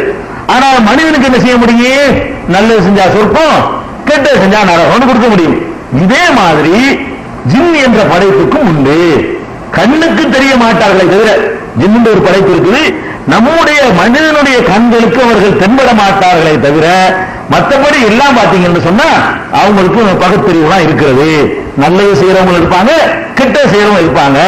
இது எங்கன்னு தெரிஞ்சுக்கிறதுன்னு கேட்டீங்கன்னா, இதுக்கு ஏராளமா குர்ஆன்ல நூற்றுக்கணக்கில் ஆதாரங்கள் இருக்குது. ஒரு சான்றுக்காக ஒன்று ரெண்டு சொல்வதாக இருந்தால் 6வது அத்தியாயம் 128வது வசனத்துல யௌம யஹ்சுருஹும், அனைவரையும் ஒன்று திரட்டக்கூடிய நாளில், யா மாஷரல் ஜின்னி, ஜின் கூட்டமே நல்லா கேட்பான், விசாரிப்பான். ஜின்னுக்கு விசாரணை இருக்குது. கதிஸ்தக்ஸரத்தும் மினல் இன்சி, அதிகமான மனிதர்களை நீங்கள் வழிகெடுத்து விட்டீர்கள் என்று சொல்லி, அந்நாள் மசுவாக்கும், நரகம்தான் உங்களுடைய தங்குமிடம் என்று அல்லாஹ் சொல்லுவான். இது 6:128ல ஜின்களுக்கு நரகம் இருக்குங்கிறது விளங்குகிறது. அதே மாதிரி 6:130 அங்கிட்ட ஒரு 2% தள்ளி 2 பேரும் சேர்த்து கூப்பிடுறான். யா மாஷரல் ஜின்னி வல் இன்சி, மனித கூட்டமே ஜின் கூட்டமே, அலம் ஏத்திக்கும் ருசுலும் மின்கும், உங்களுக்கு தூதர்கள் வரவில்லையா? எக்குசூன அலைக்கும் ஆயாத்தி, என்னுடைய வசனங்களை அவர்கள் ஓதி காட்டவில்லையா அப்படின்னு கேட்டா என்ன அர்த்தம்? அப்ப அல்லாஹ்வுடைய தூதர்கள் வந்தார்கள்னா நல்லது கெட்டது இருக்குன்னு அர்த்தம். அல்லாஹ்வுடைய தூதர்கள் அவனுக்கு வந்திருக்கிறாங்க, நல்லது செய்ய சொன்னாங்க, கெட்டது செய்ய வேண்டாண்டாங்க. அதனால அதெல்லாம் சொல்லிவிட்டு அதை அல்லாஹ் எச்சரிக்கை பண்றான், விசாரணை நடத்துங்கிறான் 6:130. அதே மாதிரி 7:138 எடுத்துக்கிட்டீங்கன்னா 7:38 உதுகுலு ஃபீ உமமின் அது கலத்து மின் கபலிக்கும் மினல் ஜின்னி வல் இன்சி பின்னார், உங்களுக்கு முன் சென்ற மக்களோடு ஜின்களோடும் மனிதர்களோடு சேர்ந்து நீங்கள் நரகத்துக்கு போங்கடான்னு நல்லா சொல்லுவான். முன்னாடி கொஞ்சம் போய் கிடக்குறாங்க, கொஞ்சம் ஜின்னு கொஞ்சம் மனுஷன் போயிருக்குது, நீனும் போன்னு நரகவாசிக்கு சொல்லுவோங்கிறான். அப்ப ஜின்னு நரகத்துக்கு போகும்ன்றது அது வழங்குகிறது 7:38. 11:119 எல்லாம் சொல்லி காட்டுறான். அம்ல அன்ன ஜஹன்னம மினல் ஜின்னத்தி வன்னாசி அஜ்மஈன், ஜின்கள் மனிதர்களை போட்டு நரகத்தை நான் நிரப்புவேன் அப்படின்னு எல்லாம் நரகத்தில் வெல்வேங்கிறான் 11:119. அதே மாதிரி 7வது அத்தியாயம் 18வது வசனத்துல சொல்லி காட்டுறான். இப்லீஸை வெளியேற்றுமா எல்லாம் சொல்லி காட்டுறான். என்ன சொல்றான்னா, லிமன் தபியக மின்ஹும் லஅம்ல அன்ன ஜஹன்னம மின்கும் அஜ்மஈன், உங்களை போட்டு உன்னை பின்பற்றின ஆட்களையும் போட்டு நரகத்தில் நிரப்போம், இப்லீஸுக்கு உன்னையும் நரகத்தில் போடுவேன் அப்படின்னு எல்லாம் சொல்லி காட்டுறான். அதே மாதிரி 32:13 இதே மாதிரி இருக்குது. 7:179 எடுத்துக்கிட்டீங்கன்னு கேட்டா, லகத் ஸரஅனா லி ஜஹன்னம கஸீரம் மினல் ஜின்னி வல் இன்சி, மனிதர்களிலும் ஜின்களிலிருந்தும் அதிகமான பேரை நரகத்திற்கு என்றே நம்ம தயார்படுத்தி வச்சிருக்கிறோம். மனுஷனை மட்டும் தயாரிக்கணும்னு சொல்லல, அதை சொல்லும் போது அல்லாஹ் சொல்றான்னு கேட்டா, லஹும் குலூபுன், அவர்களுக்கு சிந்தனைகள் உண்டு, அவங்களுக்கு அறிவுறுத்துகிறது ஆகலாம். ஜின்களுக்கு லஹும் குலூபுன், அவர்களுக்கு சிந்தனைகள் உண்டு, லா யஃப்கஹூன பிஹா, அதன் மூலம் அவர்கள் புரிந்து கொள்ள மாட்டேன், உண்மையை புரிய மாட்டேன் என்கிறார்கள். அவர்கள் கண்கள் உண்டு பார்க்க அப்படின்னு வரும்ல, அந்த வசனத்துல சொல்லும் போது ஜின்னையும் அட்டாச் பண்ணி தான் அல்லாஹ் சொல்லி காட்டுறான். அதே மாதிரி 41:29 ஜின்களுக்கு தண்டனை உண்டு அல்லாஹ் சொல்லி காட்டுறான். அதே மாதிரி 46:30 சில ஜின்கள் நபிகள் நாயகத்தை சந்திச்சு, நாங்க உங்களை ஏற்றுக்கிறோம், அல்லாஹ்வுடைய தூதரை ஏற்றுக்கிறோம்னு சொல்லி நேர்வழி பெற்ற செய்தியை அல்லாஹ் 46:30 சொல்லி காட்டுறான். அடிக்கடி இங்க கேட்ட ஒரு வசனம், அம்மா கலத்தில் ஜின்ன வல் இன்ஸ இல்லா லியஅபுதுன், ஜின்னையும் மனுஷனையும் என்னை வணங்குவதற்காக படைத்திருக்கிறேங்கிறத எல்லா பயான்களும் உலமாக்கள் அடிக்கடி சொல்லுவாங்க. 51, 56 வசனம் இது, அதை பார்க்கலாம். அதே மாதிரி ஜின்கள்ல நல்லவங்களும் கெட்டவங்களும் இருக்கான்னு தெரிவிக்கிறதா இருந்தா 72வது அத்தியாயம் 11வது வசனம், அண்ணா மின்ன சாலிஹூன மின்னா தூணதானிக்க, எங்களை நல்லவங்களும் இருக்கிறோம் கெட்டவங்களும் இருக்கிறோம் அப்படின்னு ஜின்களே சொன்னதாக 72. இப்படி நிறைய வசனங்கள் இருக்கிறது. எதுக்கு சொல்றோம் கேட்டா, ஜின் என்ற ஒரு படைப்பு இருக்கிறது, மனிதனை மாறி அதுக்கு ஏவல் விளக்கல் இருக்கிறது. அதுவும் இறை தூதர்களுடைய கட்டளைப்படி நடக்கணும், தொழுகை நோன்பு மாதிரி எல்லா விதமான வணக்கங்களும் அவங்களுக்கு தகுந்த மாதிரி இறை தூதர்களால் சொல்லித்தரப்படும். அதை அவங்க நடைமுறைப்படுத்தணும்.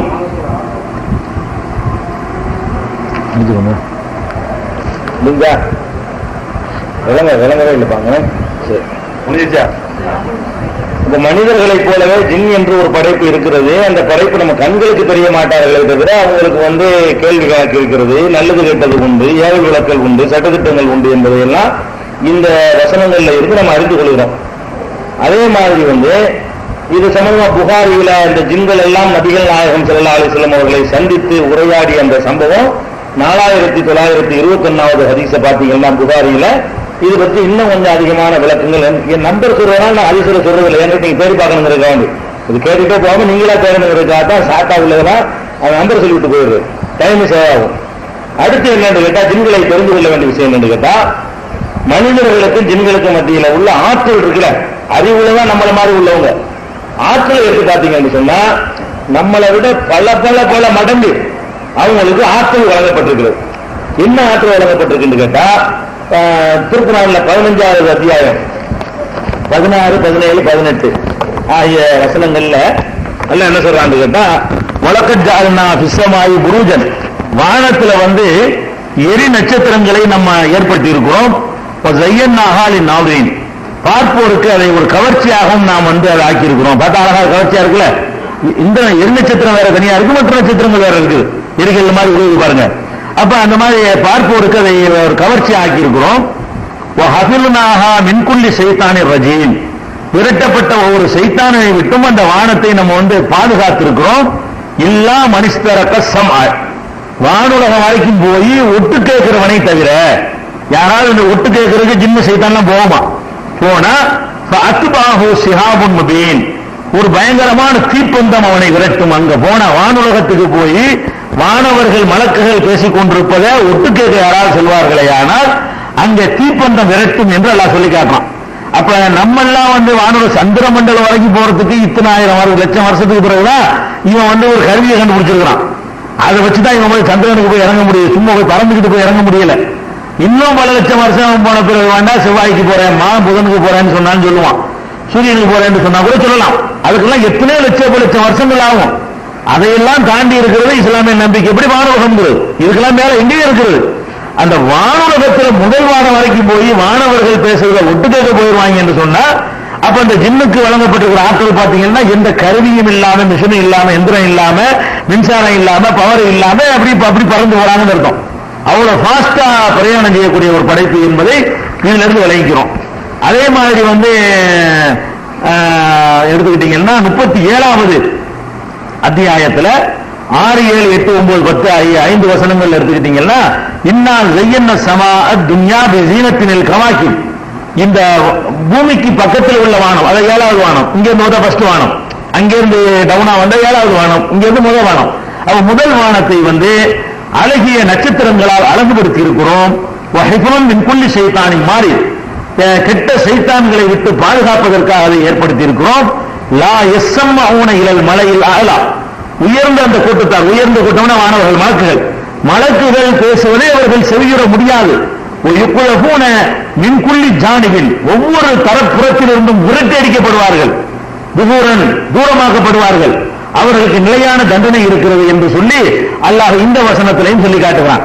அப்ப வானுலகம் வரைக்கும் போய் ஒட்டு கேட்கிற அளவுக்கு அந்த ஸ்டேஜ் வரைக்கும் போறாங்கன்னு சொன்னா, நம்மள மாதிரி உள்ள ஆட்களா, நமக்கு இந்த ஃபேனை போய் தொட முடியாது, பறந்து போய் வழங்குதா, அவங்க எங்கேயோ போயிட்டு வந்துருவாங்கிற அளவுக்கு எல்லாம் என்ன செய்யறான் சொல்லி காட்டுறான். அப்படி ஒரு ஆற்றல் கொடுக்கப்பட்டிருக்கிறது. இது கூட ஆரம்பத்தில் கிடையாது, நல்லா விளங்கிக்கணும்.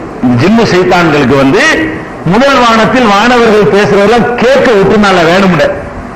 ஜின்னு சைத்தான்லாம் போய் என்ன செய்வாங்கன்னு கேட்டா, முதல் வானத்தில் நின்றுகிறது, மலக்குகள் பேசுற பேச்சுகளை கேட்கிறது, கேட்டு இந்த மனித சைத்தான்கள் குறிகாரன் ஜோசியக்காரன் சொல்லுவது, இந்த மாதிரியான ஒரு வேலைகளை அல்லாஹ் அவர் முன்னாடி தடுக்காமல் இருந்தான். பிறகுதான் தடுக்கிறாங்க, அல்லாஹ் சொல்லி காட்டான். இது குர்ஆன்ல இருக்கிற விஷயம் தான். 72வது அத்தியாயத்துல 8, 9 வசனங்கள்ல பாத்தீங்கன்னா, இன்னால் அமஸ்ன சமா, நாம் வானத்தை நெருங்கி பார்த்தோம், வஜத்னாஹா முனியத் ஹர்சன் ஷதீதம் வஷுஹபா, அது ரொம்ப கடும் பாதுகாப்பால் இப்போது பாதுகாக்கப்பட்டிருக்கிறது, முந்தி மாதிரி இல்ல, கடுமையான பாதுகாப்பு ஏற்பாடுகள் செய்யப்பட்டிருக்கிறது. அண்ணா குன்னா நகூது மின்ஹா மகாயித லிஸ்ஸம்இ, அங்க உள்ள பேச்சுகளை ஒட்டு கேட்பதற்காக நாம் அங்க போய் உட்கார்ந்து கொண்டிருப்போம், அப்படி இருந்த ஒரு காலத்துல. ஆனால் ஃபமன் யஸ்தமில் ஆன், இப்போது எவனாவது செவியேற்க முயற்சிப்பானையானால் எஜிதுலஹு ஷஹாபர் ரஸதா, அவனை தாக்குகின்ற தீப்பந்தத்தை தான் அவன் பெற்றுக் கொள்கிறான், அதை நம்ம கண்ணால பார்க்கிறோம் அப்படின்னு ஜின்கள் பேசுது. அதனாலதான் ஒரு கடைசி தூதர் வந்துட்டார்னு விளங்கிட்டு ரசூலுல்லாஹ் தேடி வந்தாங்க. வானுலகத்தில் இதுவரைக்கும் நம்ம எவ்வளவு சுதந்திரம் இருந்துச்சு, நம்ம பாட்டுக்கு போவோம், மலக்குகள் பேசின கேட்போம், பூமியில சொல்லுவோம். இன்னைக்கு அப்படி சொல்ல முடியாத அளவுக்கு தடை செய்யப்படுகிறது. அப்படின்னா என்னமோ ஒரு உலகத்தில் நடந்திருக்குன்னு சொல்லிதான் அந்த ஜின்கள் அலமோதுறாங்க, தேடுறாங்க. இன்னத்தினால் அல்லாஹ் அப்படி ஒரு திடீர் கண்காணிப்பு போடுறான். முந்திலாம் ஃப்ரீயா விட்டுருந்தானே. இப்ப என்ன நடந்து போச்சு உலகத்துல தேடும் பொழுதுதான் நபிகள் நாயகம் ஸல்லல்லாஹு அலைஹி வஸல்லம் சந்திக்கிறாங்க. நான் சொன்ன புகாரி ஒரு நம்பரு 4221. அதுல இந்த சம்பவத்தை பார்க்கலாம். இத வானுலகம் தடுக்கப்பட்ட பிறகுதான் ஜின்கள் யோசிக்கிறாங்க, பூமியில என்னமோ நடந்திருக்குது, அது என்னவா இருக்கும் அப்படின்னு பூமியை சுத்தி வரும் பொழுதுதான் நபி ஸல்லல்லாஹு அலைஹி வஸல்லம் குர்ஆனை ஓதிக்கொண்டிருக்கிறத பார்த்துட்டு சுத்தி அமர்ந்து அந்த குர்ஆனை கேட்டுவிட்டு, ஆஹா இவர் கடைசி தூதர் வந்ததுனாலதான் தடுக்கப்படுது, அதுக்கு முன்னே நமக்கு தடை கிடையாது அப்படின்றது. அப்ப ஜின்களை பொறுத்த வரைக்கும் வானுலக செய்திகளை கேட்கவும் அவர்களை அல்லாஹ் விட்டுருந்தான். ஷைத்தான்களை பொறுத்த வரைக்கும் வானுலக செய்திகளை கேட்கறது விட்டுருந்தா இது ஹதீஸ்ல இருந்து மாத்திரம் வழங்குற விஷயம் இல்ல, குர்ஆன்ல இருக்கிறது. இப்போ நம்ம கேட்டோம்னா விரட்டப்படுறோம். நேற்று வரைக்கும் கேட்டுக்கொண்டிருந்தோம், அதுல வருது ஆச்சரம். இதுவரைக்கும் நம்ம செவிமடுத்துக் கொண்டிருந்தோம் வானுலக செய்திகளை, இப்ப நம்ம தடுக்கப்படுகிறோம் என்று சொன்னதை நம்ம பார்க்கிறோம். அதனால ஜின்கள் ஒரு படைப்பு இருக்கு, நம்மளை விட வலிமையான படைப்பு என்பதை வழங்கிக் கொள்ளணும். இன்னும் ஜின்களை பற்றி கொஞ்சம் விஷயங்கள் இருக்கிறது, அதை பார்த்துட்டு நம்ம சுலைமான் நபி வருது. நம்ம ஜின்னத்தை ஏமாத்துறாங்கல்ல, ஜின்னு வரட்டுவேன், ஜின்னு கையில வச்சுக்கிறேன், ஜின்னு வச்சுக்கிட்டு கையை வரட்டுவேன் சொல்றாங்களே,